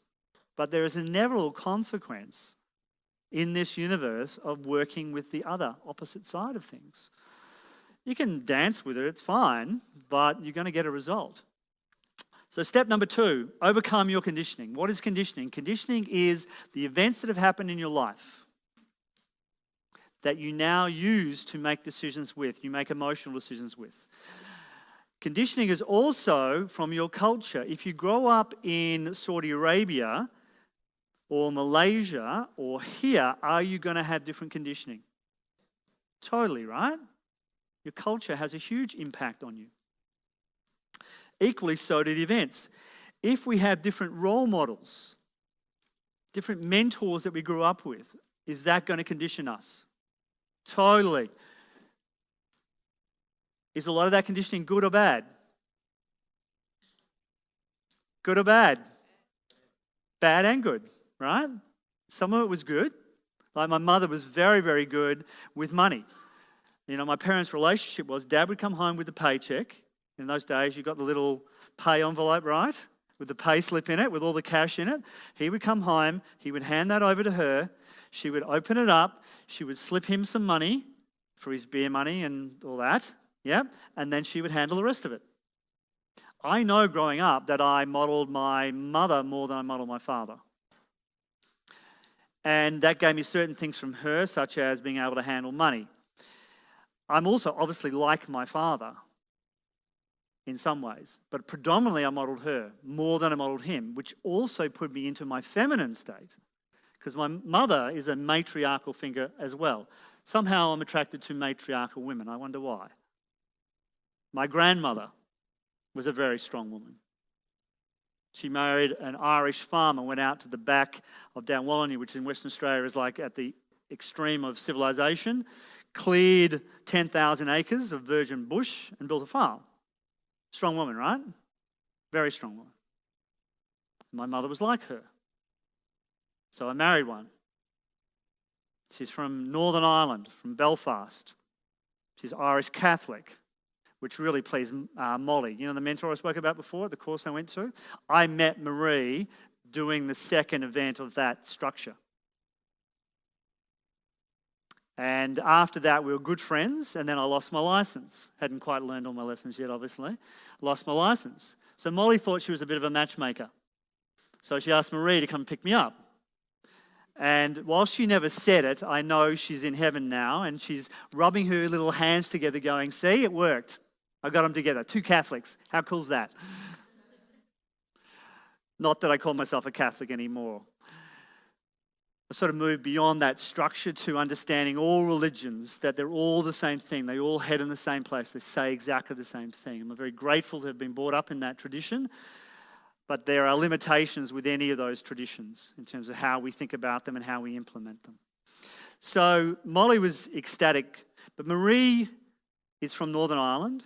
She was brought up in the middle of the Troubles, where you were trying to avoid being killed by the Protestants, or stoned by them, or having your school bus pulled over to the side of the road and being dragged out and beaten, or being kneecapped by the IRA because someone thought that you'd betrayed them in some way. So a very tough environment, yes? And when I first met her, when she first did her course, she was living out of her masculine. And then for her, it was a journey for her to finally let go of that and rest her head onto my chest. Ladies, you know what I'm talking about, don't you? To go that vulnerable. To go to that place where she could find the strength in her, in the feminine, as the queen, to rest on the king. Fist bump your partner and say, to the king and the queen. We have these portions in us. They give us power, they give us connection. Yes? So we must overcome our conditioning, though, to realize those places within us, because that conditioning stops us. It makes us less than. Many of the women in this room have been with princes. Some of you are laughing. You know what I mean. Who is a prince? A prince is someone whose growth has stopped, is stalled temporarily. And she sees the potential in him. She sees the potential for the king and thinks, there's some good clay, I can make something out of that. And she hopes that he's going to step up. But his life is now devoted to having fun and doing things and using objects and people to fulfill his needs. Equally, a lot of the men in the room have been with princesses who are waiting for that knight on the shining white horse and in the armor to come along and rescue her and make her happy. But the truth is, the princess can never be made happy. Who knows what I'm talking about? Fist bump your buddy and say, no more princes and no more princesses. Yes. Your reality is based on what you already know.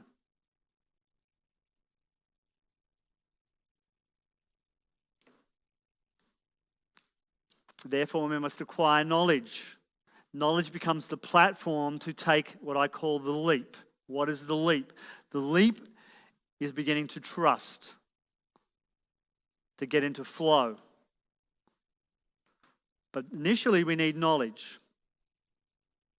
The more knowledge we can acquire, you're acquiring knowledge here, now, with Roy, with myself, to take the leap, to let go, to go further than you've ever gone before. Is this going to take courage? I can't hear you. Yes. Is this going to take a great state to be in? Yes. Absolutely. To go much further than you've ever gone before. To go beyond what you think you're capable of what you define. Because anything you define about yourself is coming from a place of, this is what I can do. But this is a field of infinite possibility. Infinite. What do I mean by that? I'm a 21-year-old who's been at university, studying a property course because I didn't know what else to do after school. Just fell into it, really. I wanted to do phys ed as my first and second choices, but didn't get the marks. So I fell back into property. Got a job as a residential property manager, going and doing reports, looking at people's untidy houses. And my boss at the time said, Brett, can you go out to this suburb and pick up this file for me? It's in a garden shed at the back of a little delicatessen. So I drive out there, go into the shop, This little tiny shop full of, odd random groceries. This little Chinese guy, hardly speaks English, nods to me, and I just go, I'm from Joseph Charles. He goes, so I wander out the back, and literally there's this little tiny garden shed piled high with all these boxes, and I'm meant to find this friggin' file in there. So I'm standing in there with dust all over me and wondered why the hell I got a shirt and a tie on, trying to find this friggin' file. And as I go through, I find this big lever arch file, and I look on the outside, and it's got some details about a name that I recognise, which is one of our major clients. And he was the manager for the Colonial Mutual Life Insurance Company. And I open up the file and start reading through it. And what becomes apparent within the file is that my boss has done a deal with him. He's found this site on this highway in Perth. And he knows that Westpac wants to lease a branch there. So he's gone to the manager and he said, look, I've got the site, I've got the tenant. You give me the money, we'll do a deal. And they did it, and they developed it, and they made money. I'm thinking, okay, I'm not the brightest tool, right, in the shed or the tool pack or whatever, but I'm not that stupid. That's not that complicated. Like, I can do that. And the moment we start opening up to the field of possibility, this is one of the gifts that I did get from my parents, is that despite what they'd been through, they brought me up with the lesson, the life lesson, that I was an only child. My mother had had 5 miscarriages before me. So when I arrived, I was the second coming. I was the golden child. So that was both good and bad. There's a lot of responsibility placed onto the golden child and families, right? So who's a golden child, by the way, in the room? Put your hands up if you know your golden child. Okay. Put your hands up. Oh, the 2 sisters are going to argue? Okay. That's okay. You guys can argue about that. Put your hands up again if you're the golden child. We hate you. Okay? And who's the black sheep in the family? Come on, put your hands up. Who's the black sheep? Yeah. So we know our roles, right? Yeah. So we were conditioned into those roles, yeah? So I was the golden child. But what it did give me is a field of possibility. Expectation can either be a pressure or it can be a field of possibility. So I saw the possibility with this. And I kept that with me for a couple of years. And then I met this guy, this German guy. And he bought this shopping centre from a guy called Stan Perrin, who's one of Australia's billionaires. Stan's worth about $4 billion now. Wasn't back then. But he had this little shopping centre down in Albany, which is on the south coast of West Australia. It's called Dog Rock, and it is a dog. Okay, it's a split-level shopping centre with some shops on one road that comes to a V like this that are not connected except by a staircase to Woolworths, who's down on the bottom with some more shops. The shops upstairs, of course, were mostly vacant. There was a mall on the side that led to nowhere. That was mostly vacant. But Stan was so desperate to get rid of this property, he was going to sell it at an 18% return. That's 1/8. Nearly a 20% return on the existing cash flow. In other words, not taking account the vacancies. If you lease the vacancies up, you get a higher return than 20%. So John says, I want to buy it. We sign up a contract. I'm still, 21 years of age. I'm like keen as hell to get this deal through. It means $20,000 in commission to me. He says, you've got a mortgage broker that can find, the mortgage. I say, yeah, probably. And I say, well, how much do you need? And he goes, all of it. And I'm like, what? I want you to find a mortgage broker that can lend me all of it. And I said, well, how the hell's that going to work? And he showed me, he said, okay, with an 18% return, this can be cash flow positive. Back then, interest rates were 10%. So literally, he's getting an 8% return on the value, right? So $2 million purchase, 8% return, that's $160,000 worth of additional income after you pay the mortgage. I search around, miracles happen. I found a mortgage broker in Sydney that got him a first, second and third mortgage. And the valuation on the property was higher, it was $2.3 million, which then enabled him to borrow the full amount of the purchase. So he's borrowed $2 million. A week out from settlement, I say, oh, look, by the way, the stamp duty is due. He says, oh, okay. How much is stamp duty? It's 50 grand. Oh, I don't have it. What? I can see my $20,000 just sliding out the door, right? You don't have the stamp duty. No, I don't have the stamp duty. Oh, good God, man. So I go to my boss and go, look, doesn't have the stamp duty. He says, look, go and see Stan. Okay. So go and see Stan and say, Stan, look, he's got the $2 million.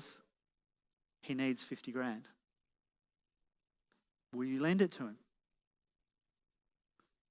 He's so sick of the property, he goes, yes. So Stan gave him a fourth mortgage for the stamp duty, which out of the excess income he then paid back within 3 or 4 months. He now owns the property, getting an 18% return with $160,000, and he's put how much into it? Are we opening up to the field of possibility? Yes? Particularly that Roy wants to show you.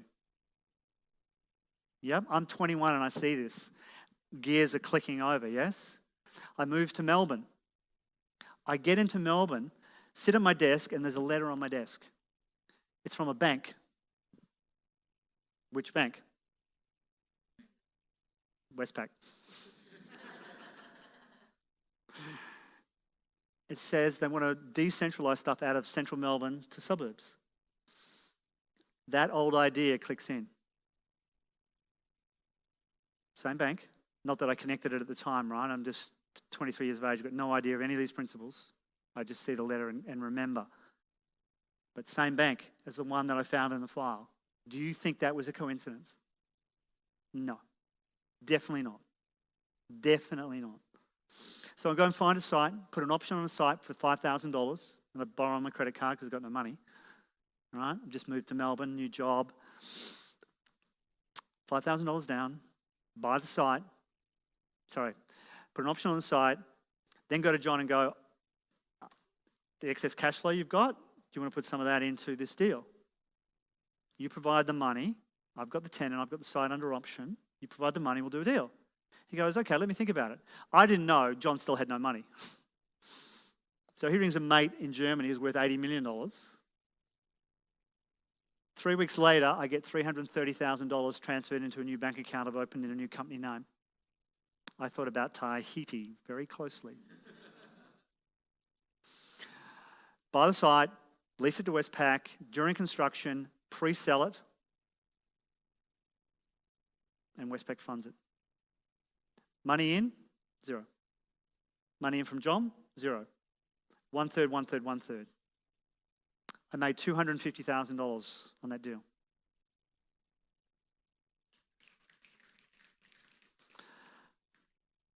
Ensman then goes, that was a great deal, let's do another one.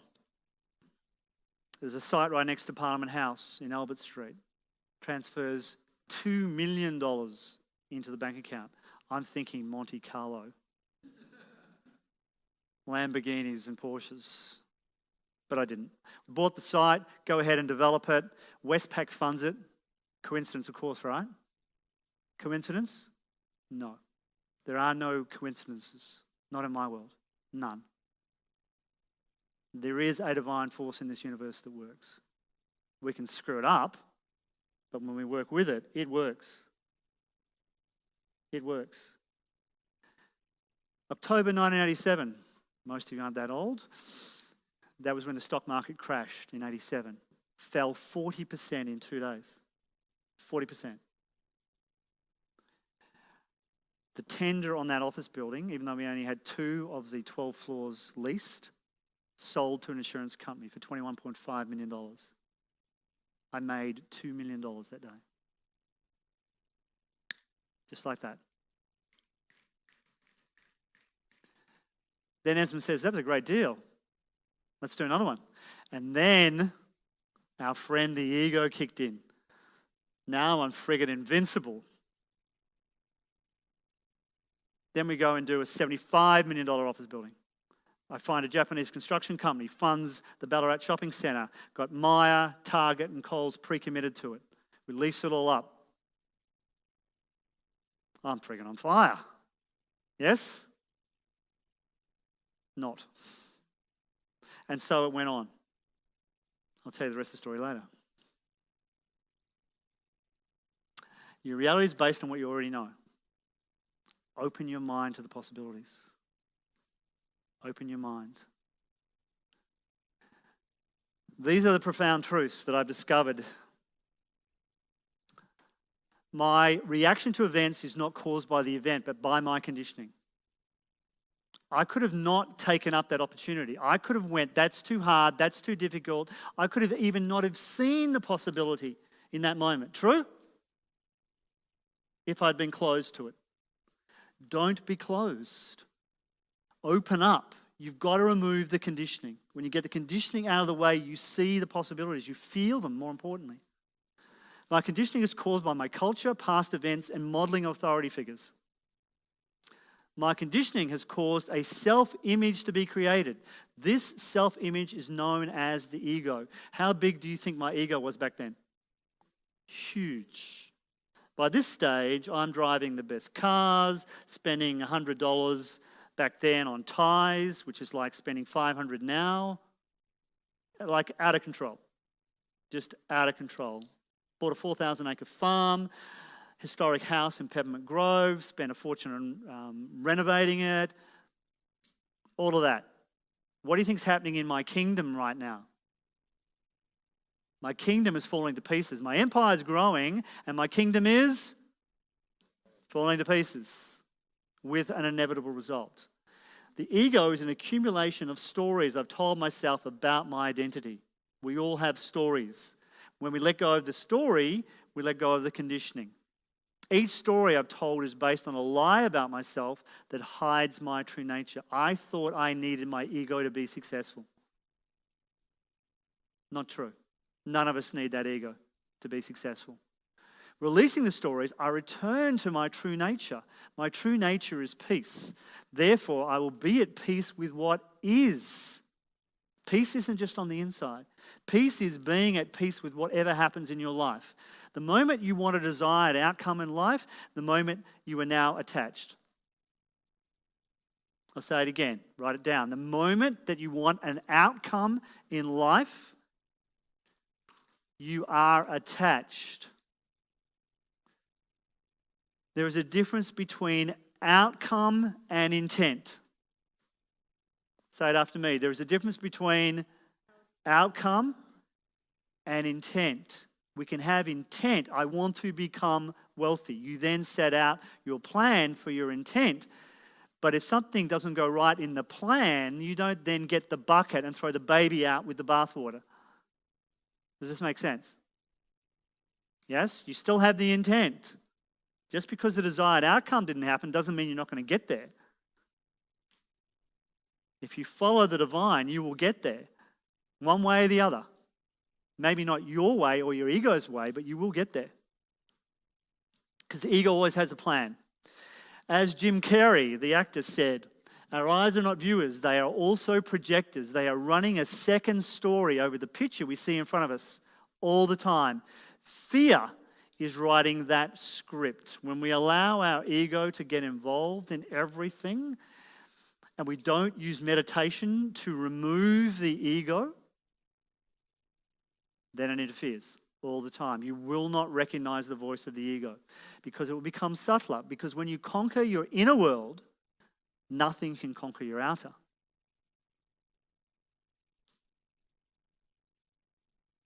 When you conquer your inner world, every spiritual master, every movie that you love that has the hero's journey in it, and all movies do, is about conquering the inner world first.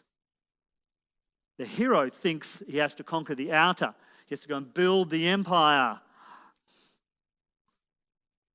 But as Luke in Star Wars, as Neo in The Matrix, as Barnum in The Greatest Showman found, you actually have to conquer the inner world.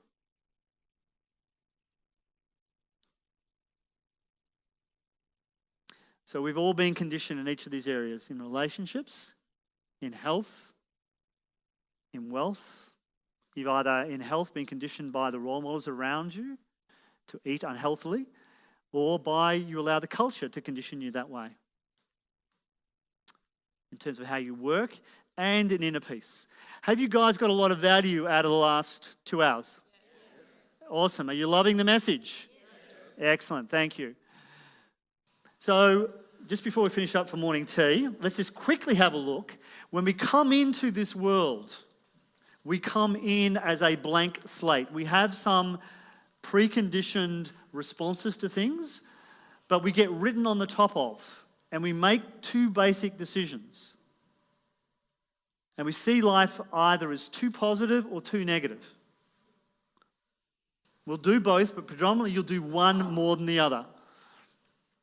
So too negative is pretty straightforward. Never seeing opportunities, expecting the worst, afraid to try, always put yourself or others down. The glass is half full. On the other side, too positive, pretending nothing bad happens. The sort of person that wants to just see it as a rosy coloured place and everything goes well. The problem with that is you never actually address problems in a relationship, as an example. You never really address the underlying problems in your business or with your properties. You're just seeing the best, trying to see the best all the time. And never speaking up. Some of you get stuck in never voicing what's actually going on. You think you do, but you actually don't get to the core of what you need to say. Who knows what I'm talking about? Excellent. And trying to keep everybody happy. Who's a pleaser in the room? Who tries to keep everybody happy? Stop.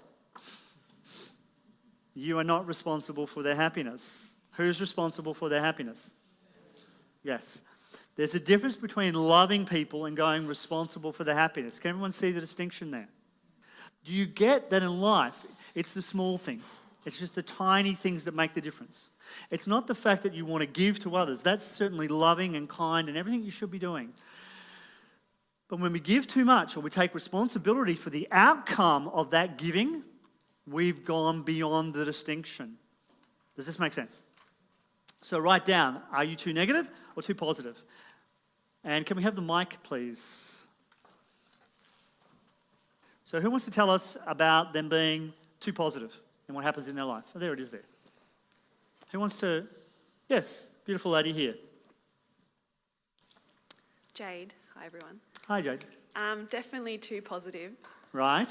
And what impact do you know, Jade, that happens in your life because of being too positive? Just thinking everything will always work out, but never addressing problems. So I had clarity yesterday that I'm not committal in anything, really. So therefore, my relationships, my business and my wealth are always up and down. It's never in flow. And I'm just living in this too positive, but it's okay, it'll all get better if I just keep going. Yes. But not addressing the problems of what I actually need to do to change it. Awesome. Who else hates that up and down cycle that we all go through? Yeah. It's a really great distinction. Thank you for sharing that. Really appreciate it. Who else does too positive? Excellent. Gentleman over here. Thomas Way. Yeah, definitely too positive. Have a tendency to people please to the point where then I'm confused about my own identity because I don't know what I truly stand for. Yes. Which is so great that I'm here today Awesome. to hear your So wisdom. how does it work for you in relationships? Intimate relationships? Intimate relationships? Yes. How does that work? Well, are you in a relationship right now? I am, yeah. I'm married. My wife's here. Right. So how does that work in a relationship then? Luckily, we're both very giving people. Yes. But Siobhan's very understanding and supportive in helping me get to receive rather than to give as well. So right. It's working well in that. It's in the outside relationships where it's a little rocky, which is great. Okay. Swap mics if you would. Yeah. I feel like we work really well because we balance each other out, and I would be sitting on the too negative.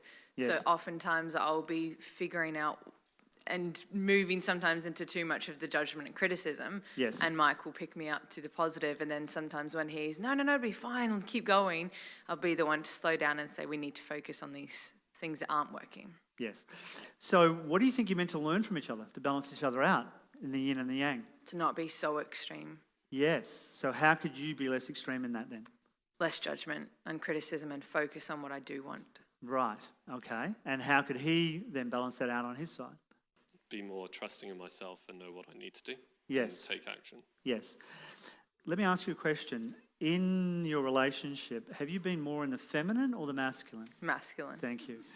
Feminine. Thank you. Good man. Going to change that today? Yeah, definitely. Yeah, give him a big hand, yes? Awesome. Give him, yeah, thank you. Who's too negative?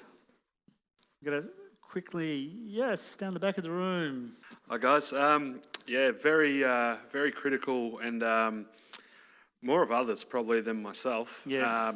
And judgmental. Judgment's a huge thing for me. Yes. So I guess the key for you, Ian, would be to learn to recognise the fact that the voice actually isn't you. Mm-hmm. Yep, and begin to disconnect from the voice. Yep. So you can hear the voice.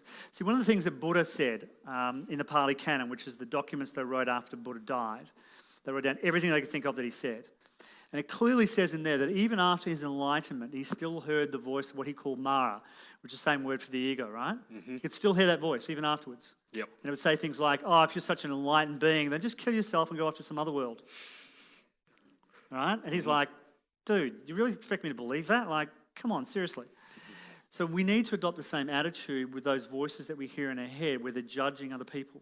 Yep. Because the problem with it is, and I experience the same thing, that when we're allowing ourselves to judge others, we become judgmental. Mm-hmm. And then the ego then beats us up for being judgmental. Does it not? Yep. Click your fingers. Sorry, I keep wanting to clap. Thank you. Thank you. Pleasure. So does this make sense to everybody? So what we need to be able to do here is balance this out, to realise that we don't want to go either direction here. We want to hear the voice, whatever direction it's taking us to, and then stay in the middle of this. So as I've said before, early events create the patterns. Being bullied brings more bullying. This is a key distinction for you to realise, that once we start the pattern, being unloved brings more unloved. Being bullied brings more bullying. Being in an anger situation brings more anger. Does everyone recognise this in their own life? Yes. We attract it to us. We bring it to us. So these are some states that we can be in. These are the negative states. These are the positive ones. Wow.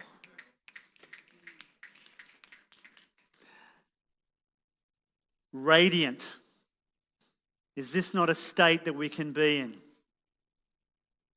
Who would like to walk around being radiant most of the time, right? Then why don't we choose it? We don't choose it because of conditioning. And we need to remove that conditioning. So I need 5 volunteers for people that are good actors. So if you think you're a bit of an actor or an actress, come up on stage. Excellent. Come on, guys. Come up. Need 5 people. First 5. Let's go. First 5. 1, 2, 3, 4, 5. We're done. Okay, so maybe just split you guys over here. So 3 that way and you guys go that way, just so we can see the screen. Dude, if you could just move that way a little bit for us. There we go. Okay, so what we're going to do is we're going to pick one of those words and we're going to get you to act like you're in that state eating an ice cream. Right? So, sorry, I can't see your name. Bronwyn. Okay, Bronwyn, I want you to eat an ice cream like you're purified. Purified. Eat an ice cream like you're purified. Come on, you can do it. Trust yourself. Purified. Feel purified? That's it. Come on, more purification. Not bad. We'll take that one. What's your name? Siobhan? Okay. So, Siobhan, I'd like you to eat an ice cream like you're spirited. Come on, you know what you're going to do. Don't wimp out on us here. Give us the full spirited, right? That's it. Go for it. Yeah, come on, give her a big hand. Yes? Awesome. Well done. Okay, Keith. Keith, I want you to eat an ice cream like you're heroic. Right? Like you're heroic. So you've got to eat an ice cream like you're being heroic. So get in the heroic state. Feel that state. That's it. Yep. Yes, you can. Absolutely. Awesome. Awesome. Yes. Good job. Fantastic. Emily? Okay. Emily, I want you to eat an ice cream like you're neat. You're neat. Like neat and tidy. Neat. You have to eat an ice cream like you're being very neat. Clean. Okay. Yes.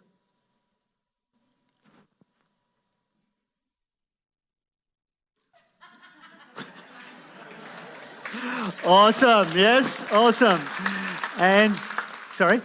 Mia? Okay, Mia. Ooh, okay. So I want you to eat an ice cream like you're in control, Mia. Actually, we're going to change it. I got a better one for you. I want you to eat an ice cream like you're orgasmic.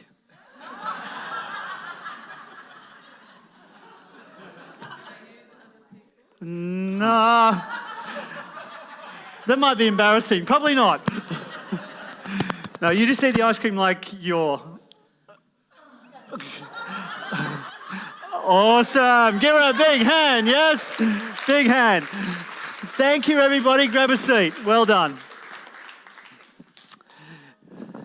They were great, weren't they?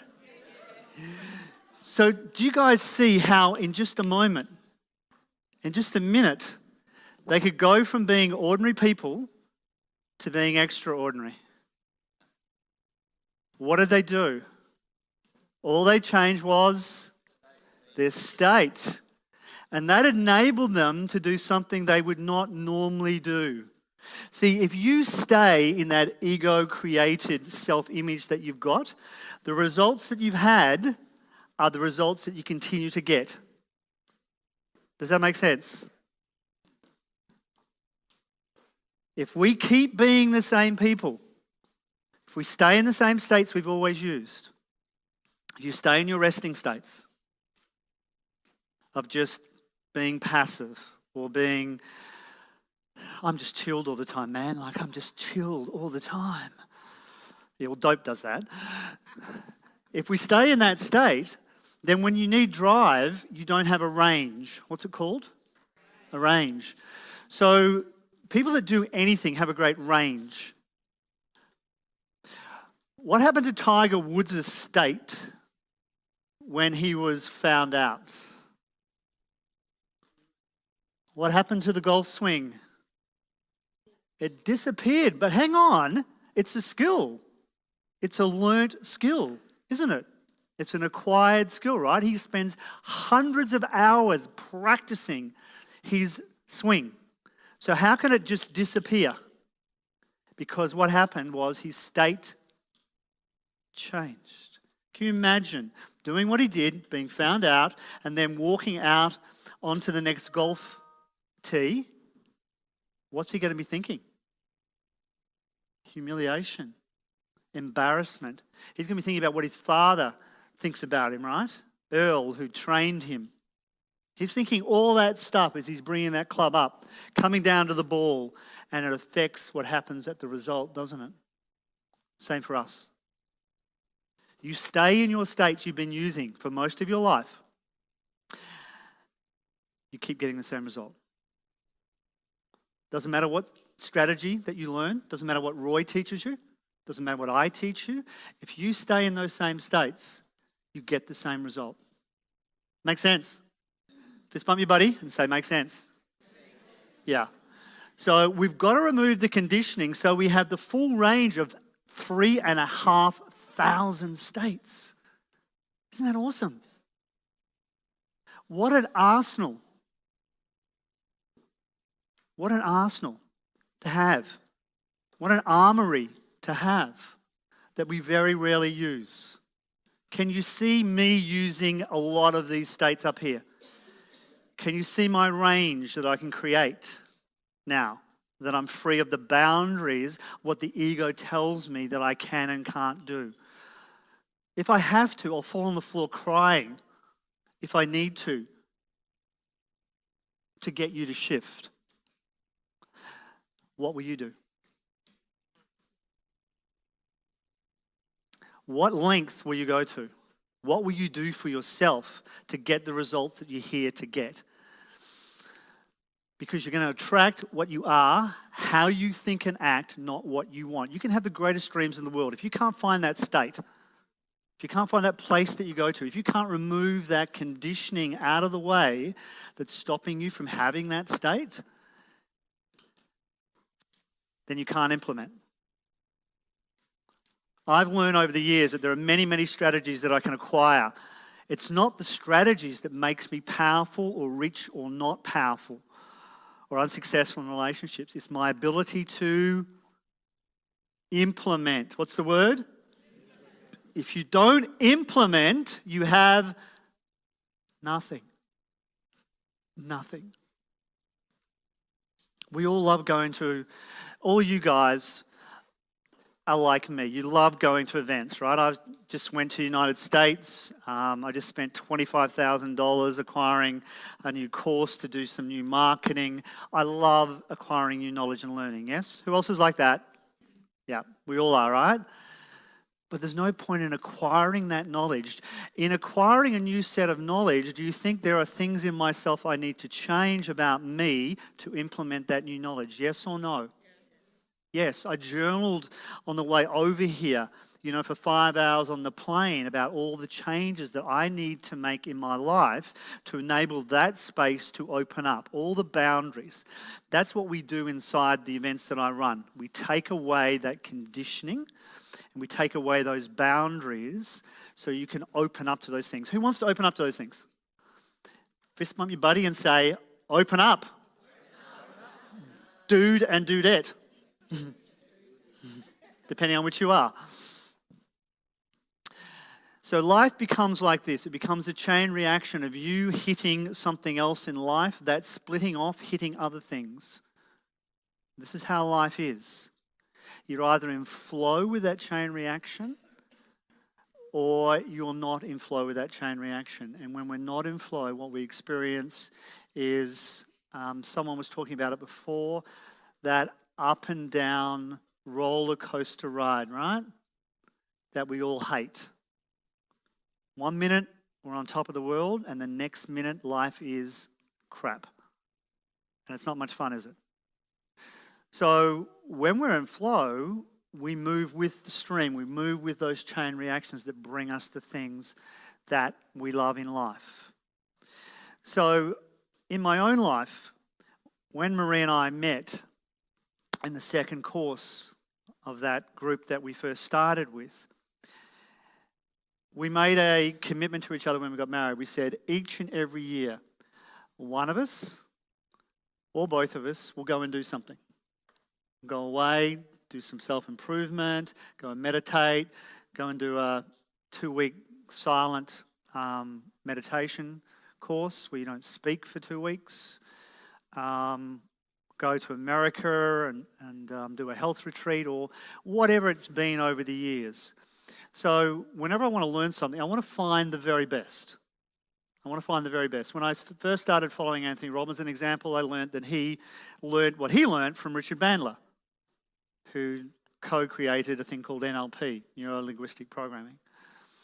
And so then I went and worked with Richard Bandler to learn from him and learn from the very guy that created what Anthony had turned into something else.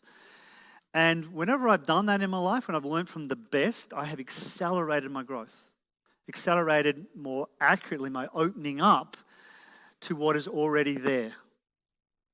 So if there's a field of infinite possibility, do we all get that by the nature of the story we create, we narrow down the range of infinite possibility by how we define ourselves? Does that make sense? But by acquiring knowledge, we can begin to open that up. But to implement that, we have to change our conditioning and our patterns. Because we then can't be in flow. We then can't implement this. So the path that we go down is, like the Course in Miracles says, one where nothing real can be threatened and nothing unreal exists. For those of you that have read the course or know the course, that's just on the inside of the front cover. And it literally sums up the entire 1,000-page plus book. One where nothing real can be threatened and nothing unreal exists. The reality is you and what you are, your awareness, your consciousness. The rest of it is all made up. It's totally made up. Totally, totally made up. I don't believe it. I went to this course of Roy's and he had this speaker there. And this guy, I couldn't believe it. I was sitting there in the crowd watching and he threw a pen at a woman. Can you believe it? What an a-hole. Like, who does that? What sort of guy is that would do something like that? I can't believe it. Or I could see she was thinking very deeply and she needed a pen to write something down. Which story is true? No one wants to answer in case they get it wrong. Thank you, that's better, right? Yeah, neither. The action was a pen flew through the air, she grabbed it. The rest of it, everything else, any way you look at it, is a story. It's just a story. And we react so often in life by our conditioning. By what you came here with, you interpreted what I did. And we do it every single minute of every single day. It is so easy for me as a guy to misinterpret 5 phone calls that I get on the way to the airport coming here from my wife. What's she ringing me for? Again? 4th time, 5th time. What the hell is she ringing me for? Ladies, why is she ringing me? Sorry? Connection. She's missing me. So often you ladies drive me crazy. Just tell us. Oh no, I'd have to go vulnerable to tell you that I miss you. Yeah, because then if you do that, if you move to your feminine state, you'll trigger in me the mechanism that's in every one of these men in this room, which is to want to please you, to want you to be happy, more accurately. When you go vulnerable, when you move to your feminine and you share from that place, I now know that she misses me. So, the moment I get here, I'm taking a video of where I am outside the cabin, taking a quick video in the room, send it to her so she can share in the experience. Right, ladies? Yep. Thank you. Yep. Because I know that's how she works. That's the rule. I had no idea of these rules before. So I wouldn't do any of this stuff because I didn't know it was the rule to win the game, right? Before, she's playing soccer and I'm playing Aussie rules football. And we think we're on the same field. We're not on the same field at all. We're playing totally different games. But we can get on the same field when we understand the rules that apply to both of us. Then I can deliver that. Does that make sense for everybody? So there is no reality. There's only the reality that we create. But to see the reality, to understand these rules and implement them, I have to get my conditioning out of the way. Because if I'm just being a guy, I'm going to myself as a guy, now what does she want? Like in the early days, my wife will admit it, she's technologically challenged when it comes to computers, right? And the guys will relate to this, busy day, just get home, just sitting down, just got in the couch, right? Just chilling, about to read the paper or watch the TV or, just chilled. Guys, that place that we go to? That special place that we have? Sorry? The empty box, that's the one. That's why we love TVs, right? It's a box. That's why we love sheds. It's a friggin' box. That's why I like pool tables. It's a friggin' box. So we go there, right? I'm just going into it, guys. Can you picture, right? I'm just going in there, right? You get it. I'm just about to go in there. And she goes, this email thing's not working. Oh, shit. Okay. So all you do is, look, the only reason it's not working is you haven't connected to Wi-Fi. Disconnect the Wi-Fi, click here, do this, and there you go. Works.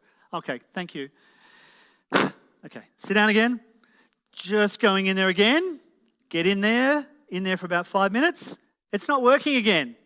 Oh, seriously? Deep breath, breathe. Come back out. Okay. Yeah, it's disconnected from the Wi-Fi again. Just click here. It's going to connect to the Wi-Fi again. Go back in there for about 20 minutes. This Word document thing, it's not working. Oh, shit. Breathe. Just breathe. Like, just breathe. And eventually I worked out I haven't been present. I haven't given her the presence yet. There are rules. When we know the rules, reality changes, reality shifts. Is this making sense for everybody? Bump your partner and say, this makes sense. Yes. Because you get to a place of mastery over yourself where you no longer have to deep breathe to let go. It's just like, I get what's going on here. I can understand what's going on. Therefore, in the understanding, I can have empathy. In empathy, in that state, letting go is instantaneous. Does this make sense? Where you let go of everything to have everything. What I mean by that is you have to let go of your patterns. You have to do the inner work to let go of your patterns to get what you actually want in life so you can implement. Without doing that, you can have all this knowledge and you think you're going to go out and just stop doing this crap. I'm sorry, that's just not true. That's simply not true. You've got to do the inner work. Does this make sense for you? Yeah. So where thought is not intelligence, but wisdom is knowing. So we let go of thought to know. Once I understand her, I don't need to think about it. I don't need it as a process. I don't need to go, okay, what she's doing right now is rah-de-rah-de-rah, and this is what I need to do next. Our mind can only hold about 10 concepts at any one time. So trying to break it down into a process like that doesn't work. It needs to be instantaneous. It needs to just flow out of us. When we're in connection with the divine, it flows. The only thing that's stopping that is you being in your ego. Does that make sense? Can't hear you? Yes. Thank you. So the sense of having it all but still missing something. Who's had that before? What's missing is the real you. That true heart, that true soul, that true connection that you have in there. Turn to your buddy, look them in the eye. Now, turn to your buddy, look them in the eye, and just take a moment. Just take a moment. Don't look away. Don't say anything. Just give them a moment of your presence.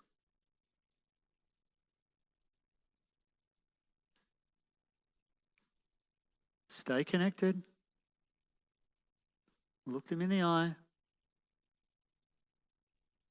Feel the power of your presence. And now say to them, I see you. You feel that? Okay, come back to me. Everyone feel the power of that, yes? That's our presence. That's what we can actually give to our team, to our intimate partner, and ultimately to ourselves, is to give that gift. And that's where we start to have the sense of the real us. Could you sense them when you were doing that, the real them? Yes or false? Yes. All right? It's far easier to recognize it in them than it is to allow yourself to recognize it in you, isn't it? But could you see their beauty? Can't hear you. Yes. Give them a fist bump and say, I see your beauty.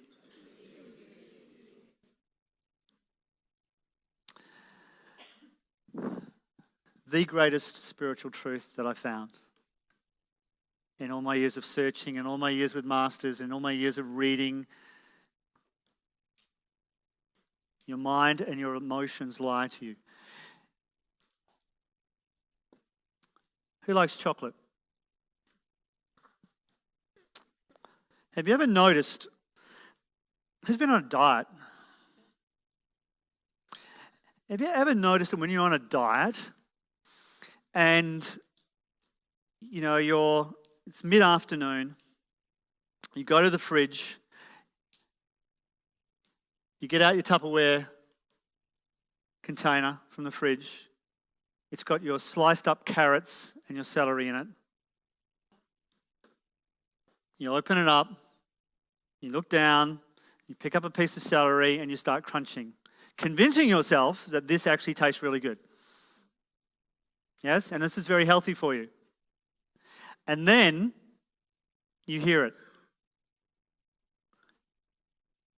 Eat me.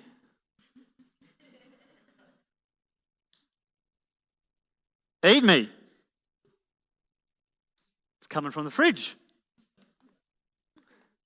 Somehow, you don't know how it happened, it was just miraculous conception. A block of chocolate fell into your shopping cart and ended up in the fridge in the middle of your diet. You don't know how it got there, but it just did. Right? And now it's talking to you. Talk about voices in the head, oh my God. So you think to yourself, no, I'm a strong-willed person, and you pick up the second piece of celery and you crunch down on it even harder. And you finish it off, shut your container, put it back in the fridge, ignoring the block of chocolates in the fridge, shut the fridge and go off into the house and do your housework or ironing or chopping blocks of wood or whatever it is that you do, right? And whilst you're doing it, you hear it from the other end of the house. Eat me. Eat me. And you go, I don't care what you say. I am not eating you, okay? I'm a strong-willed person. I know if I eat that chocolate, I'm going to get fat hips. And I'm not doing it. Come closer to dinner time and you're feeling those hunger cravings from eating raw salad all day and spinach for breakfast. You come back to the kitchen to have a little snack that you've prepared, right? One cherry tomato that you permit yourself to have. And as you go to put it in your mouth, it then says the killer line to you. Just one square. And you stop and pause for a moment and you think, one square is not going to break my diet. One square is not going to kill me. The whole block later, plus the other 4 that you bought because you got in the car and drove down to the supermarket and bought 4 more blocks and ate them. 5 blocks later, you say to yourself, why did I do that? Who knows what I'm talking about? Fist bump your buddy and go, damn. Damn that ego, right? It convinced you. And it may not be a block of chocolate, but it's going to be something else in your life. It's going to be some other behavior or activity or something that you're doing that the ego has its claws into you on, that you're attached to an outcome on. Yes? What you resist persists. Write it down. What you resist persists. You try and fight your diet, you try and fight your craving, you will only increase its influence over you. Because your mind and your emotions lie to you. In that moment that you're eating the chocolate, is your mind and your emotions lying to you? Your mind knows if you eat that chocolate, you're going to get fat, doesn't it? So what's in control? Not your mind. This intellect that supposedly is so magnificent for us, it's not in control, is it? The emotions are in control. True or false? True. But the emotions are lying to you. The emotions are saying to you, let's do a deal here. Let's do a short-term deal. You eat this chocolate block right now and feel good in the short term, and I'm just going to get you to ignore the long-term pain. True? Isn't that the deal that offers us? Don't spend time with your partner. Let's just indulge ourselves right now because I need a bit of time out. and ignore the long-term pain of a divorce, because that's where it's heading. Does everyone get the ego deal that's being offered here to us? Whereas the divine is short-term discomfort. Actually make a salad you want to eat, one that you actually enjoy. Because you're already setting yourself, you're allowing your ego to set yourself up for failure, aren't you? True or false? So when we can get mastery over this by removing the patterns, we find ourselves. Because nothing changed. I just found me. Does that make sense? So I wrote the book out of that place. It really is a good read. Like, it's got some... Has everyone gained some clarity through what I've been saying in the last couple of hours? Yes. So the book was written from that place. And there's a lot of stuff in there. Just as you read it, it just opens up that field of possibility for you. It opens up your mind and brings you back home to who you really are, to find yourself at that center core of what you are. And it's a beautiful place to be. So I also have a meditation retreat coming up on the 26th to the 30th of July here in Byron Bay. So last year we did it in Hawaii. This year we're doing it at Byron Bay. And it's 5 days of meditation. How many days? Who's freaking out? Who's going, oh my God, I don't think I can meditate for 5 days? Who's saying that in their head right now? Awesome. Love it. So last year in Hawaii, great location, beautiful feeling, and just love Hawaii for its energy, I guess is probably the best word. And the same with Byron Bay. It's a lovely area, just as this is around here. Yeah, can we feel the energy outside, by the way? Yeah, very calm, very peaceful, isn't it? So the other thing that meditation opens us up to is this.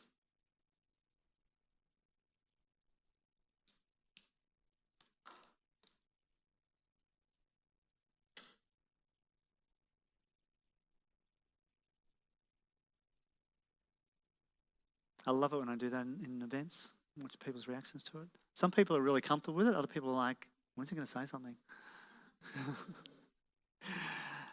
Behind everything, there is just silence. Behind everything, there is just silence. And when we come to that, what we find when we do it within a meditation, we find coming home. We find ourselves. We find we actually enjoy it. So people go from the first day in not being able to meditate for 10 minutes to day 5 where they're meditating for 2 to 3 hours at a time and loving it and wanting more. Yep, really. Because once we know how to meditate in the right way, once we find our way of doing it, our method. So what I teach is I teach all the methods that I've trained in, and there are many. So I take you through them all, and you'll find out of those one method that really suits you, one method you like.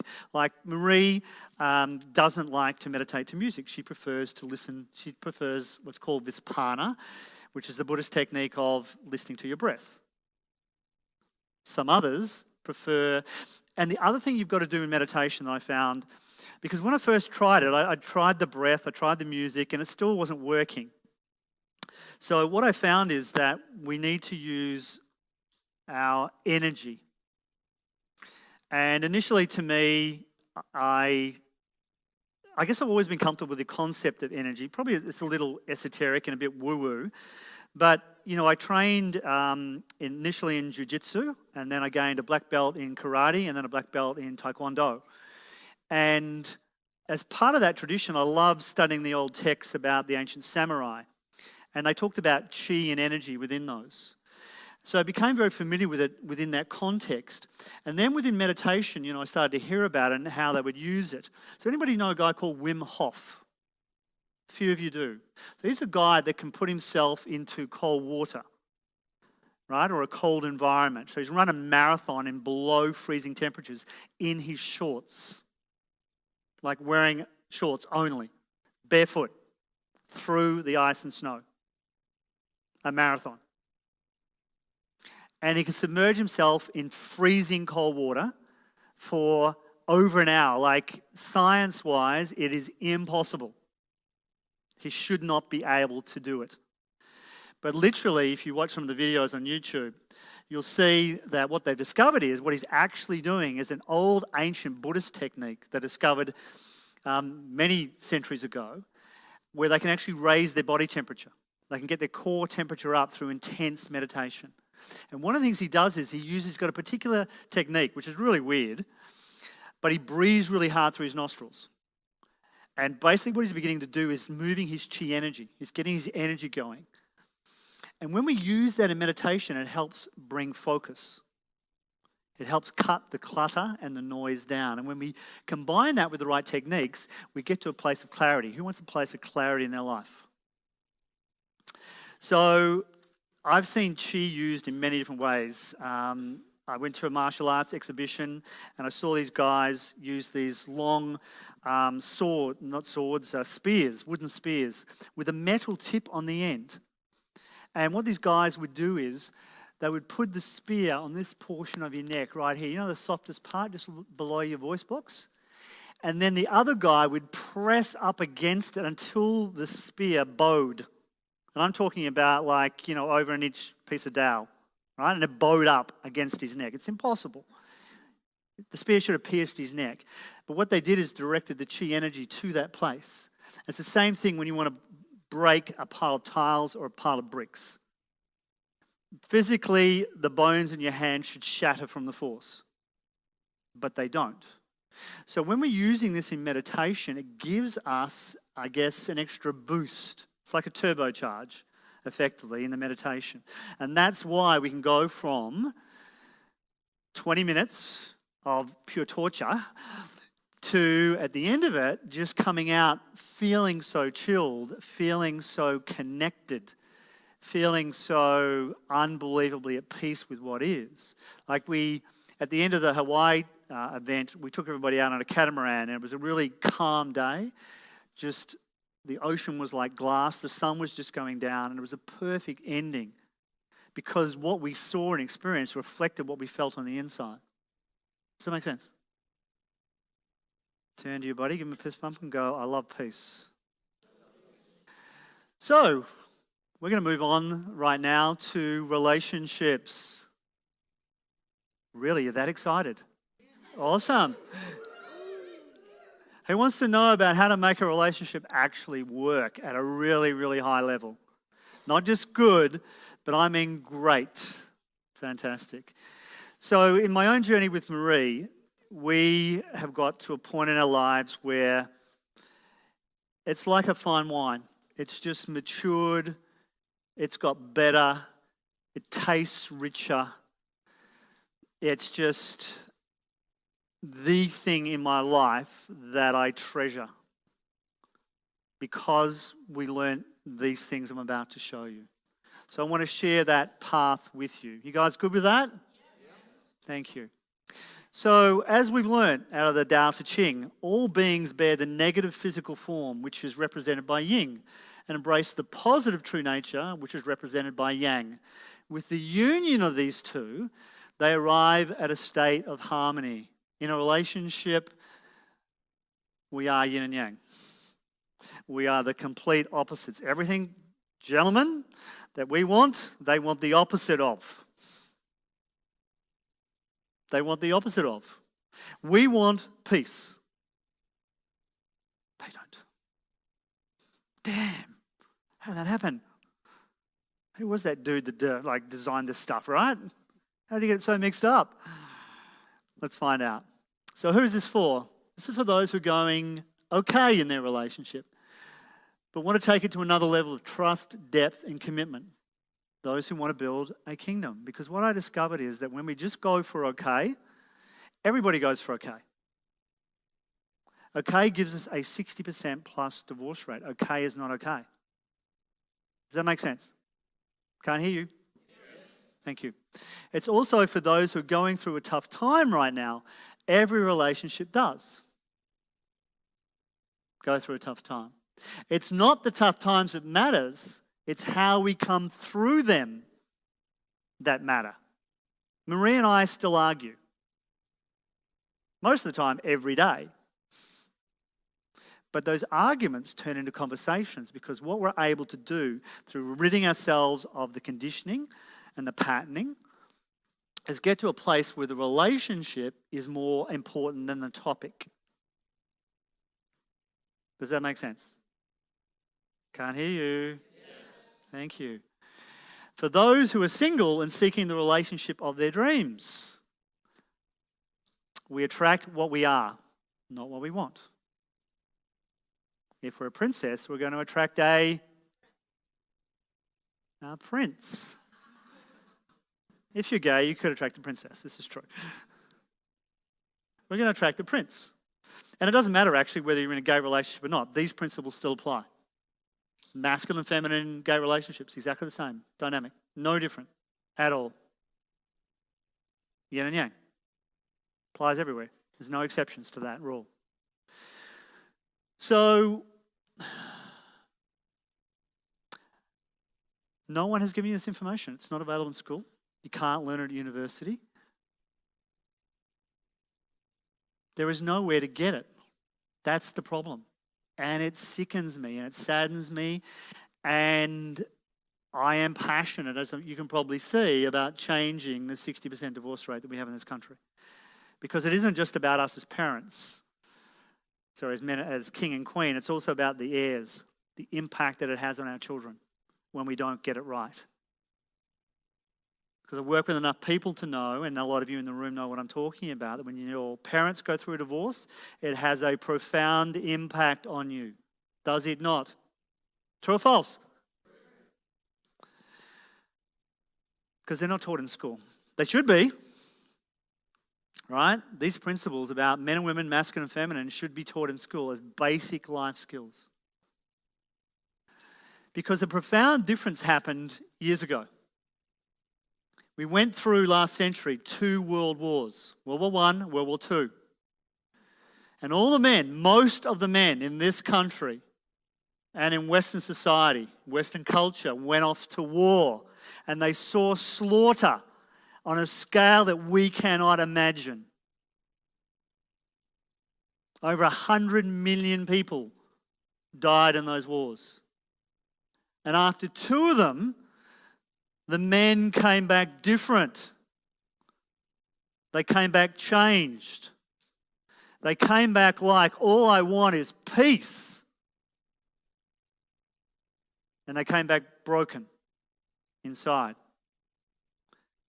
Meanwhile, at home, they had no choice. They had to step up. They had to go into the factories and build the war machine. They had to be the nurses. They had to look after the kids. They had to look after the mother-in-law. They had to look after their mother. They had to look after everybody.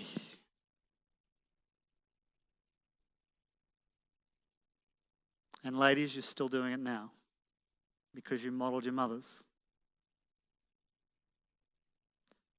And gentlemen, we're still seeking peace. But that dynamic doesn't work. Does this make sense? So we need to change it. The king and the queen must rise.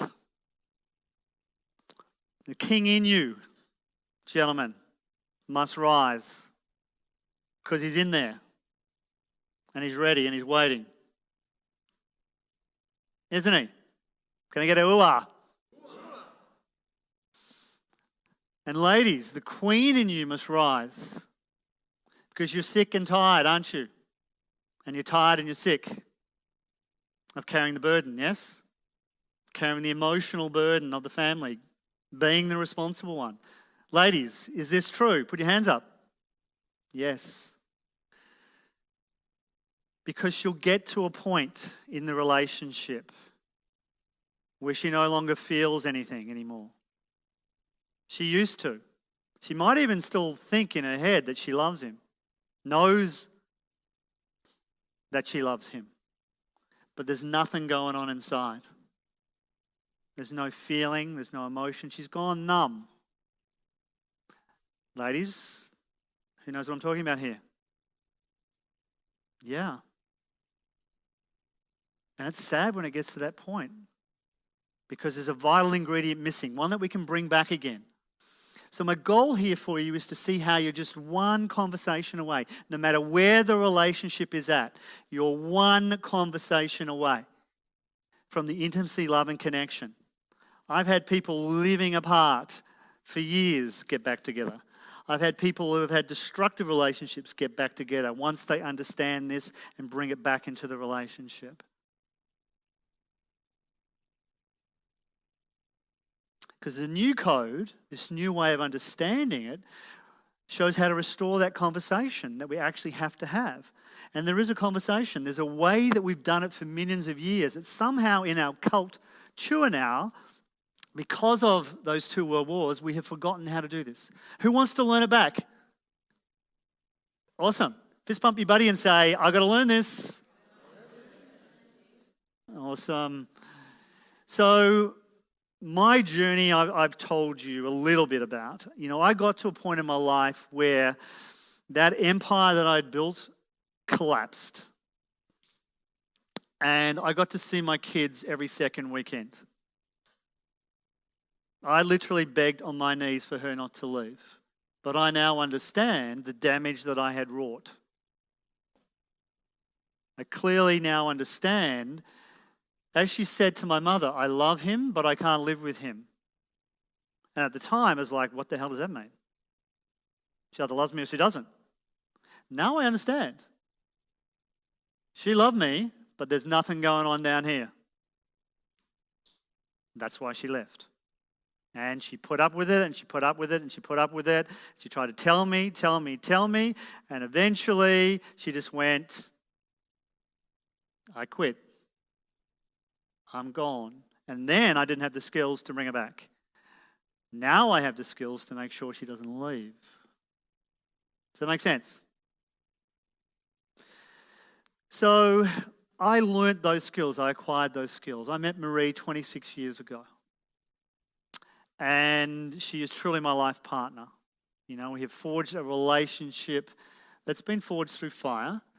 When I first met her, I had this crazy idea of sailing around the world. I was sitting with a buddy, having a few drinks as you do. I don't drink anymore, but back then I did. And I was having a few drinks, and we were just shooting the crap and, doing boy stuff, talking about nothing. And somehow the topic came up, wouldn't this be great if we were having these drinks sitting on a yacht somewhere off a desert island? Wouldn't that be awesome? And something just lit up in me. It was just like, yeah, man, that would be actually awesome to do that. And then it germinated this idea. And then I met Marie and I told her the idea. And what I did was I got a container when we were out at a restaurant of sugar, and I would pour the sugar onto the table and then create this little map of the world and draw the map of the world. And I'd show her in the sugar map where we were going to go, what time of year we were going to go, and when the winds were right, and how we're going to get there. And we bought a 28-foot yacht, and we started to learn to sail. And then a year after that, we bought a bigger 43-foot ketch, and we sailed that around from Queensland to Western Australia. And we spent a year sailing it up and down the coast, well, not really up and down the coast, just out to Rottnest Island and down to Dunsborough. And then we left. And everybody said when we're going to go, you can't go. Like, you have to sail around Australia first. You can't just take off across an ocean. So we're either a little bit crazy or inspired, one of the two. I prefer to think of it as inspired, and maybe a little bit crazy too. Because when we sailed, it was either pure bliss of sitting off the coast of Turkey, just as the sun's going down, anchored off a Greek island in a little bay with a tiny little village behind us, a taverna. There's no breeze. The yacht's just gently wafting in the water, just lapping, the water lapping up against the sides of it. The music from the cantina is drifting across the water, and we're sitting there with a drink in our hand going, it does not get any better than this. Contrasted to trying to sail into the Bay of Sardinia when this crazy storm just rips down the mountainside, rips our sails, the engine cuts out, and we have to call the Coast Guard to come and rescue us. It was either pure, absolute terror or the exact opposite. There was no in between. So we did that for 3 years. I accumulated enough money and enough investments by that stage, and this was now 7 years after, actually 5 years after I went bankrupt. I'd acquired enough money again to not work for 3 years and have investments in home that were ticking away with a friend of mine in syndications and other things that enabled us to come back to some money. That's how quickly you can recover. And it's the same in a relationship. It's not the times you fail, it's whether you're going to recover. Fist bump your buddy and go, ooh-ah. It's how we recover, isn't it? From what happens. Because we've all got that same resource I accessed. We've all got that same place inside. It's there in each of us. We just have to get ourselves out of the road to access it. So when we got on the yacht, I've told you a little bit about Marie's background. So she grew up in Ireland, in Belfast, to two loving parents who did their very best with what they could. But her mother grew up in St. Bernardo's, which was an adoption home, had a very hard upbringing, felt a huge lack of love, obviously. And then Marie's sister died when Marie was just 2 years of age, and her sister was 1. And her mother found that very hard to cope with. Very difficult to cope with. And she took it out on the kids, the eldest of which was Marie. So she's brought up very harshly, if you get my meaning for that. Yes? So it pushed her into the masculine for a long period of time. She was the Australian judo champion in her weight class and the Irish judo champion in her weight class. She's a very powerful woman. She's a matriarchal woman. But she moved from that into the Queen. She learned, when we first got together, to be vulnerable with me. And it was something that I'd never experienced. Because when I met Marie, I kept a journal at the time. I remember journaling and journaling to myself, I'm going all in here. I'm taking the chest plate off. I'm going all in. And in doing that, I'm either going to get hurt again or it's going to work out beautifully. Thankfully, it worked out beautifully. But you get we have to take the risk. Yes? So then I had to do the work. And in that initial stage, I went along to that course, I think like 20, 25 times to get it, to get this chest plate off, to take every friggin' rivet out that I'd put into that thing, to get it off, so that when she rested on my chest, she could feel it, feel me. Ladies, you know what I'm talking about, don't you? Yes? You know exactly the strength that you're looking for, the certainty that you're looking for there. That's how we're built. See, after the World Wars, we got to the 60s. And the 60s, rightly so, we became equal. Women can do what men can do. Yes? But the problem was the culture then said we're the same. Like this generation now is talking about being bi-gender. Right? They'll go out and sleep with a guy just as easy as they'll sleep with a girl.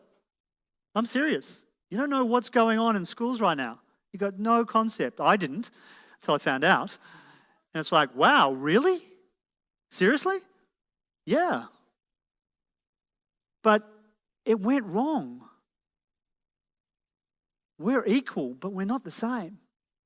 We want very different things. As men, we're built to lead emotionally in the relationship. Doesn't mean we tell them what to do, because there's no way you're going to tell them what to do. Are you? No. But they want us to lead. Where are we going? What's the journey? What's the kingdom? Where's the kingdom going? What's our common spiritual beliefs? How are we raising the children? What is the morals that we're going to take from the keep and put into the children? How are they going to turn out? Let's talk about that. Let's discuss that. Girls love discussing that stuff. Don't you, ladies? Yeah, because that's how they're built. It's all about communication. They have 5 language centers going on right now processing everything I'm saying. And every time I'm saying it, their brain is imprinting everything I'm saying with emotion. Oh, I like that. I like what he just said. That was good. I can remember that later. I'll bring that memory up. It's got a really nice feeling attached to it. Whereas guys are going, okay, where's the notepad? I'm going to write this shit down. I'm going to put it away in a box. Put the box away. And later when I need that box, I'm going to get that box out. What's she talking about right now? Oh, she's talking about the kid box. Hang on. Let me get the kid box open. Oh, it's taking about 5 minutes. Marie often says, catch up, catch up. She's using 28,000 words. You've got to get them out in a day. There's not that much time. Right? And then she talks about making love, and it's like, oh, hang on. Let me put the kid box away. Get the big one out, right? It's the biggest one. Get that out, open that up. Oh, God, now she's talking about groceries. Too late. Damn. Missed that one. Ladies, have you ever been talking to a guy and it's just like, you're like, come on. Yes? True or false? Okay, but that's how we're built. There's nothing wrong with that. That's how we're built. You got to give us time. We're different. We're not the same. You're not talking to a girlfriend. See, one of the big mistakes in communication that we both make is when a guy talks to a guy, we're talking about facts. Yeah? What did I just tell you, right? Write it down, do that shit. Yeah? Is that not how we talk to each other? You old dick, yeah? Good on you, buddy. So what do guys do? We tear each other down to connect. I go out with my golfing buddies and we're slinging names back and forward like crazy. Yeah? And then I come home and she goes, well, what happened with Daryl today? For a start, I've got to find the box. I don't know. We play golf. Yeah, but what did you talk about? Stuff. Well, you must have talked about more than stuff. Well, yeah, when we go out, we just talk about shit, really. I can't remember. Like, it's just stuff. So for a guy, there's no emotion imprinted on top of what was happening, right? And then she goes to me, you know how you said you played golf with Daryl last week? Yeah. I was just talking to his wife, Vicky. Yeah. She just told me their house flooded. They had to move out. They had to rip up the carpet, take the furniture out of the house. Why didn't you tell me? Oh, yeah, we did talk about that. Now I remember. And she's like, oh, but we're so different. We're not built to remember that stuff. We don't remember that stuff. We literally don't. Is this not true, men? Yeah, we don't. But we can learn certain strategies of sharing that with you. So I know now, like I said, when I come here, I take photos, I send them to her to share the experience. So she gets in on the experience. I now know why she was asking those questions, to share in the experience. So now I dig deep and I think, okay, what actually, like, anything important happened in that conversation? And I can remember. Now I know the purpose. Does this make sense? So when we understand the differences, then we can get the communication code correct. So, very important spiritual lesson. You only get what you ask for. How many times in relationships do we expect the other person to know what we want and how we want it? Has to be like tea. My wife likes her tea, has to go in the microwave. It has to be so hot that if I drank it, it would burn my tongue and my lips. But if I don't deliver it to her that way, then she doesn't like it. And her language is a language of doing. So what does she do for me? She runs around doing stuff for me. That's good, I like it, but it doesn't light my bell, ring my bell, light my light, whatever it is. touch me, I'm yours. Pretty simple. Yeah? But touching her, yeah, she likes a hug and stuff, but doesn't light her bell. Do something for her, completely different. If we don't know these things, one, we can't ask for what we want, and two, neither can we deliver it. True? Absolutely. So John Gottman, who is a professor in the United States, did a study in 2000 of 3,500 couples. And he interviewed them and videotaped them. And then he said, okay, I'm going to predict in 5 years' time whether you're still together or not. And he was looking for markers, what he called markers. Modes of behaviour between men and women that would indicate whether the relationship was going to be successful or not. And he found them. Because he predicted with a 91% degree of accuracy whether those couples were still together or not. And one of the markers that he found was he blocks, she attacks. He blocks, she attacks. Because there's a dynamic with men and women, and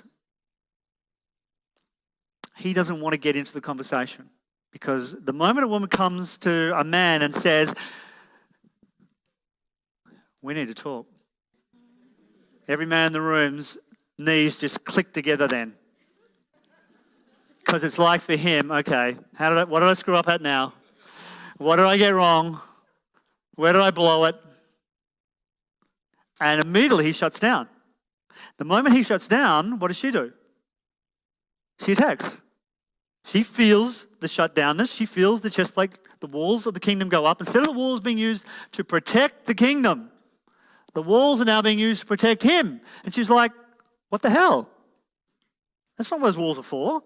Let me go and get the mace and I'll sort those walls out for you. And then he's like, okay, fantastic. Use the mace on me. I'm going to build these walls even fucking stronger. Right, even freaking stronger than you. Keep going. And he backs off and blocks and blocks and blocks. Who knows what I'm talking about? It's a formula for divorce, unfortunately. We don't want to be doing that stuff. So we need to switch states into the masculine and the feminine. The king, when he rises, can go, you want to talk? Bring it on. Give me more. Tell me about it. What are you feeling? Tell me how you're feeling. What are you worried about? What's concerning you? Tell me more. Those words align it with $9,580. Tell me more. How good, ladies, would it be in the middle of it and he turns around to you and says, tell me more? Sexy. Exactly, right? Exactly. We don't get it. We simply don't get it. I'm celebrating my 20th wedding anniversary with my wife. So I'm thinking to myself, okay, 20th wedding anniversary. Looked it up. China. Okay.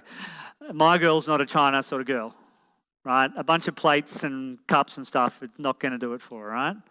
So I was thinking of taking her to Paris, but that's not China.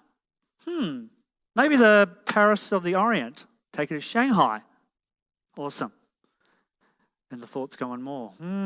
Maybe I could take a business class. We're going to have points. I'll upgrade us to business class. We can fly the business class and back, right? The best hotel on the Bund, which is like the area to be in Shanghai, right? Book in there. Kids. Our anniversary is on the weekend before the kids go to 2 new schools. Okay, have to get the kids babysat for that week before. Organise babysitters, get the kids billeted for the period. Dog. My mum hates pets. Got my mum to take the dog for a week. Hold a party on the Friday night before we leave on the Saturday. Wedding anniversary party, which she knows about. Got no idea this trip is planned. Announce at the party that we're leaving tomorrow morning, going to Shanghai. And she's like, but what about the kids? What about the school? And I go, kids are organised. They're going to James's house, to my brother and sister's house. But what about the dog? Mum's taking the dog. What about the school? School's organised? No, the school's not organised. What about the uniforms? I had to ring the uniform shop to this cranky old lady that's got a reputation of not being very easy to deal with, and tell her the whole story and say, this is our wedding anniversary, I'm going to take my wife away to Shanghai. Can you possibly open the uniform shop on the Sunday when we come back, which is the day before they go back to school? And she agrees. Got the uniform sorted out. Yeah, but what about the books? Just going through this, right? And at the party in front of like 50 guests, asking me all these questions. And all the women in the room are going, oh. You can hear them in the audience on the videotape going, every time she asks me a question, I've got the answer. Yeah, but what about the books? I've got the books organised. We bought the books. You bought the books? Yeah, I bought the books. You've got the whole list. Yeah, I've got the whole list. Look, here's the list. All ticked off. I had it there. All ticked off. And then, 2 days before the party, she comes home shopping with the kids and a rabbit.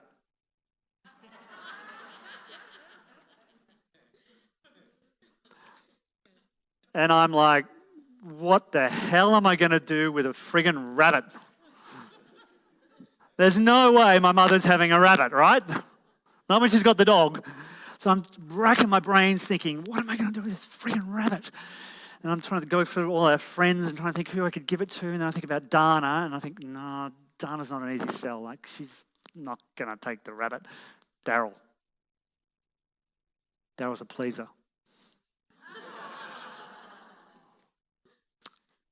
Buddy, yeah. You know how you come to the party on Saturday night? Yeah. You know how we're going away? Yeah. Maurice's come home from the rabbit. Huge laughter on the end of the phone. Mate, look, I was wondering if you could possibly have the rabbit for a week. Yeah, no worries. We'd love to have the rabbit. Sure. We get back, right, at the end of the week.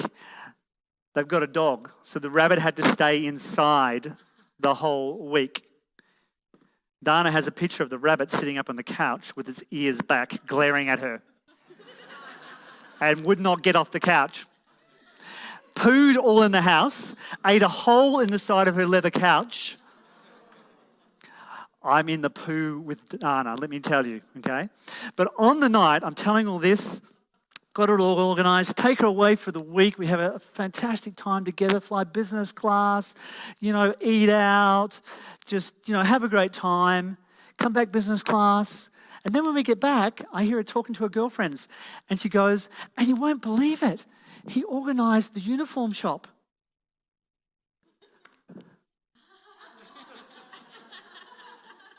I just spent $15,000 to take you away, and you're telling everybody about the uniform shop?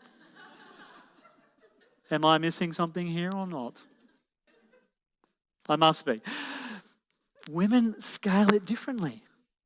Like, we think it's the big stuff. It's actually just the daily actions. So within the kingdom, within the armory, we have a whole bunch of tools in the armory. And for the guys, one of the tools is we've actually got a format in there of you sending stuff to them every day. Make it simple for us men, right? We like lists, don't we, guys? Do we like lists? Can I get a ooh-ah?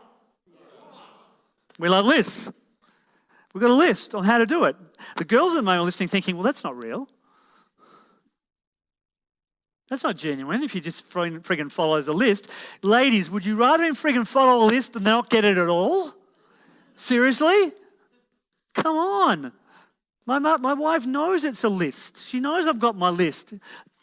She doesn't care. I've just been sending it to her this morning going, I miss you. I honour you in my life.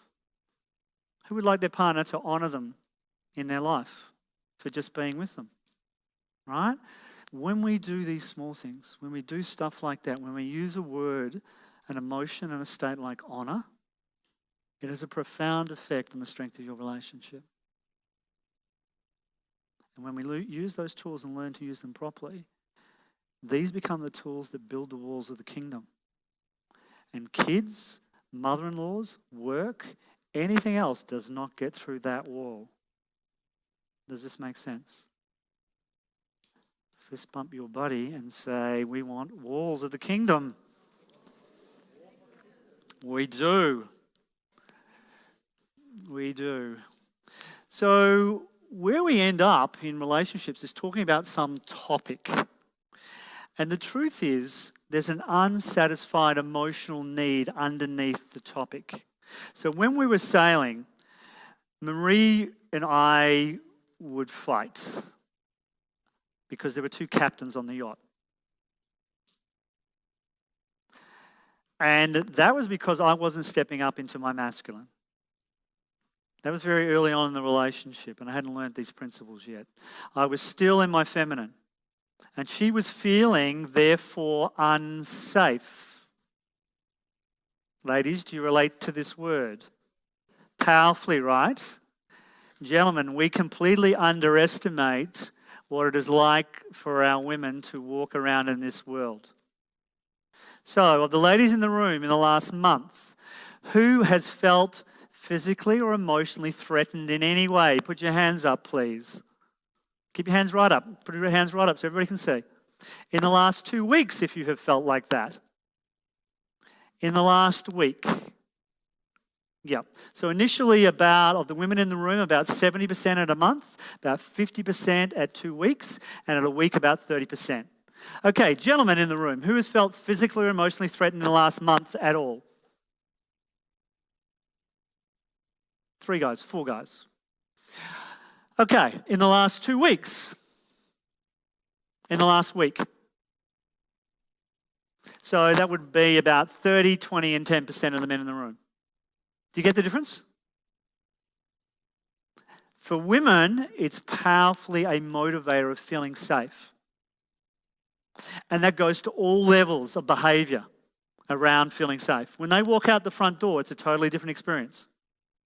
Does this make sense for everybody?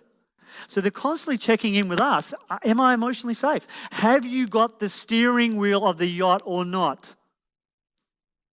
Are you the king of the kingdom?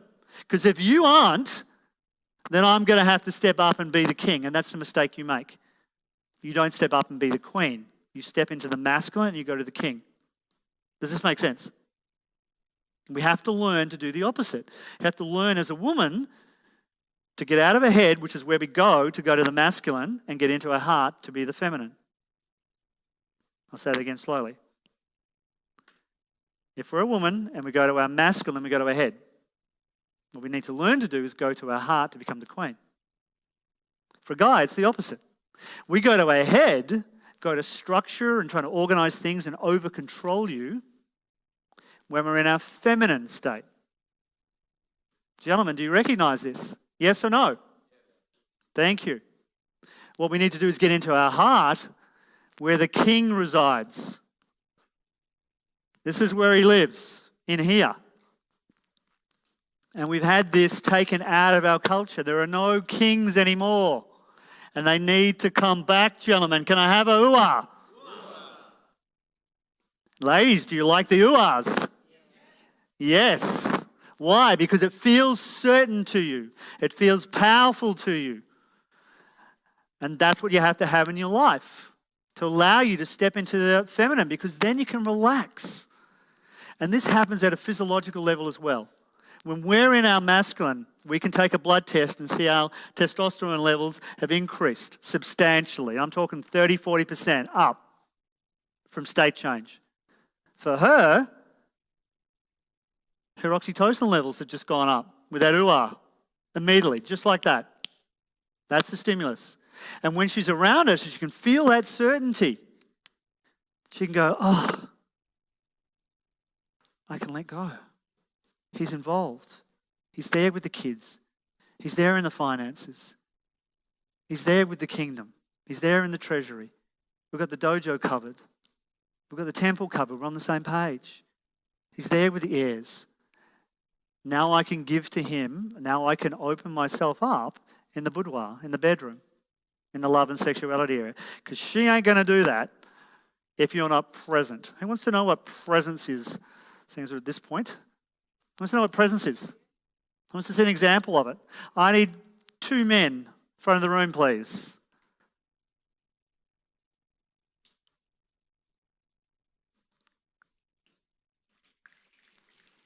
Very brave of them. So guys, we're going to play a little game here, okay? The game is, I'm going to get you guys to turn towards each other, face each other, okay? And we're going to play a game of focus and attention. So I want you to step a little bit closer for me. That's it. Just like that.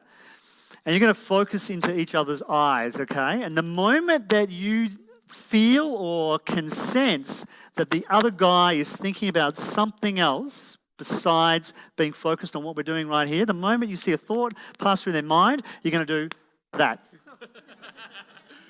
Okay? Now I'm going to watch you guys closely and I'm going to also prompt you. Okay, now you need to get in a certain state. See the state that Michael's in right now? That's better, Darren, right? So this is going to take a lot of intensity and a lot of focus, like a lot of energy. Yep, so Michael, you're getting it more now. That's it. It's coming from that place. Darren, that's it. That's better. So raise it even more. You're at about 70% at the moment, Michael. I need more than that. More than that. That's better. More. Higher. Much higher than that. Energy level. That's it, Darren. Keep it right up there. Now, go.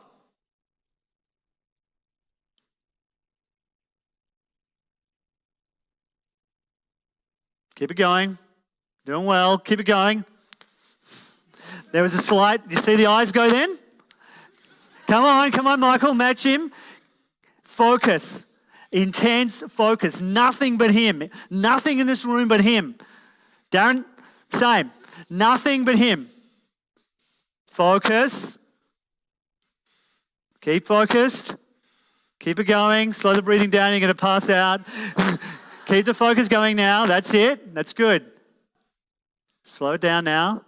Just keep the energy up. Focus. Keep the energy up now. More. Keep the energy up. Ladies, can you feel this? Can you feel it or not? Yes. Does it feel good to you? Gentlemen, well done. Well done. Give him a hand. Yeah, give him a clap.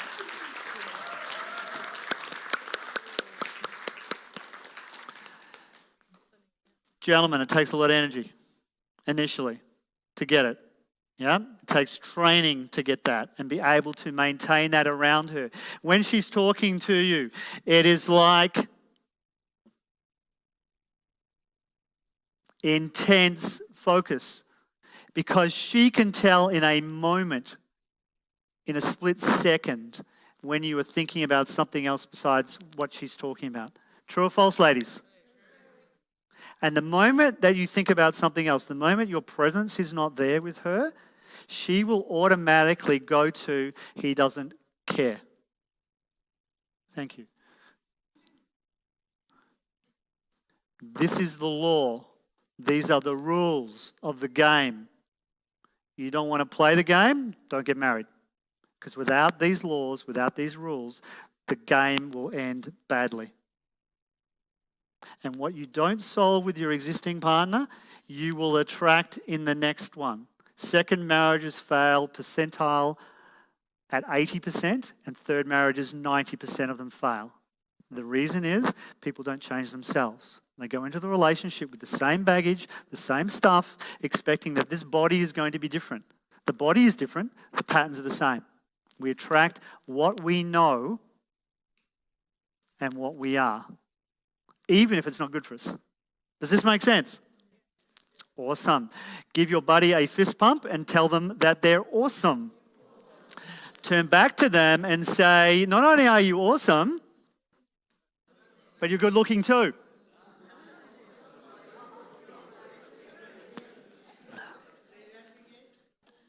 Not only are you awesome, you're good looking too.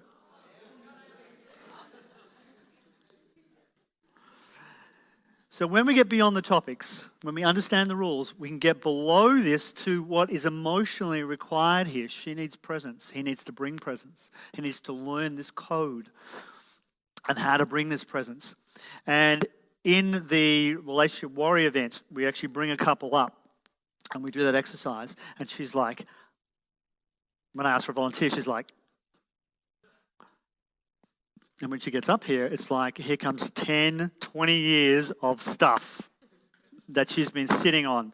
You ladies know what I'm talking about, right? Yeah, exactly. and she lets it loose. And it is hilarious because normally when the guys stand up the front, they walk up like this. And they don't even realize what they're doing. It's just completely unconscious. So for those of you that I've now shown that to, come and do it anyway when you come. He has to get in a certain state. And when he's in that state, he can absorb whatever worries and concerns she has. We can take it on. We're built for a gentleman. We're built for it. It no longer becomes an irritation to us. That doesn't mean that she won't try. But once you understand what she's doing, then you know the game. But you've got to learn the state to get in. It's everything. Does that make sense?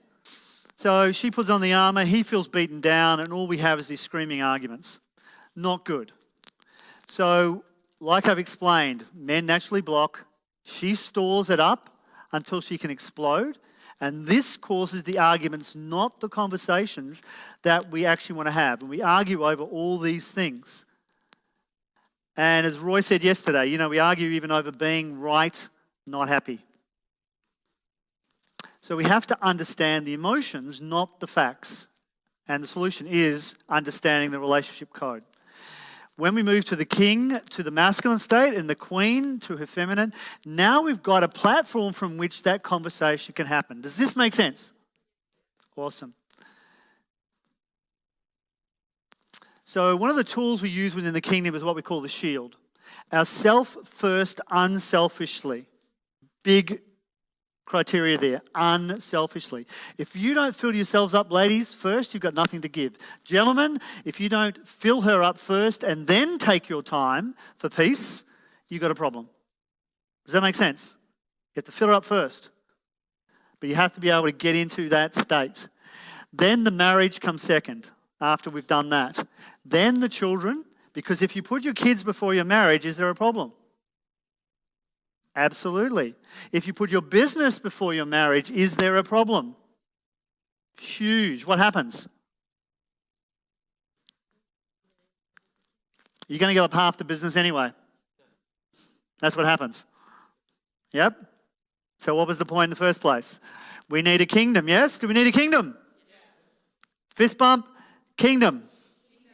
Better. And if you're spending time with your buddies or your girlfriends all the time in front of any of those other things, is there going to be a problem? Yes, so it's not about balance, it's about priorities. Just one of the many tools inside the armory. So how to build your kingdom? Two working together is better than one. When we create the kingdom, when we're clear about all the components of it, we give you all the tools within that to be very clear about how you build this kingdom, how you build it out into each of these areas that I showed you before. The armory is an online portal that we have, and it's full of tools, tips, videos, information that helps us build each of these areas. You're already working with Roy in the treasury, and it's an awesome area to get right because it creates that financial security within the kingdom. It also gives us, as a partnership, as a kingdom, a direction to go to. And girls love the journey, right? Ladies? Yes, very important.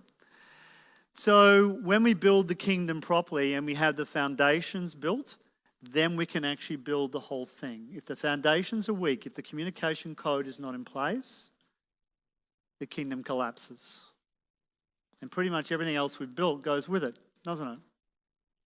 The heirs get affected, the treasury, the health, all those areas. Everything is interconnected. Does this make sense? Fist bump your buddy and say, that makes sense.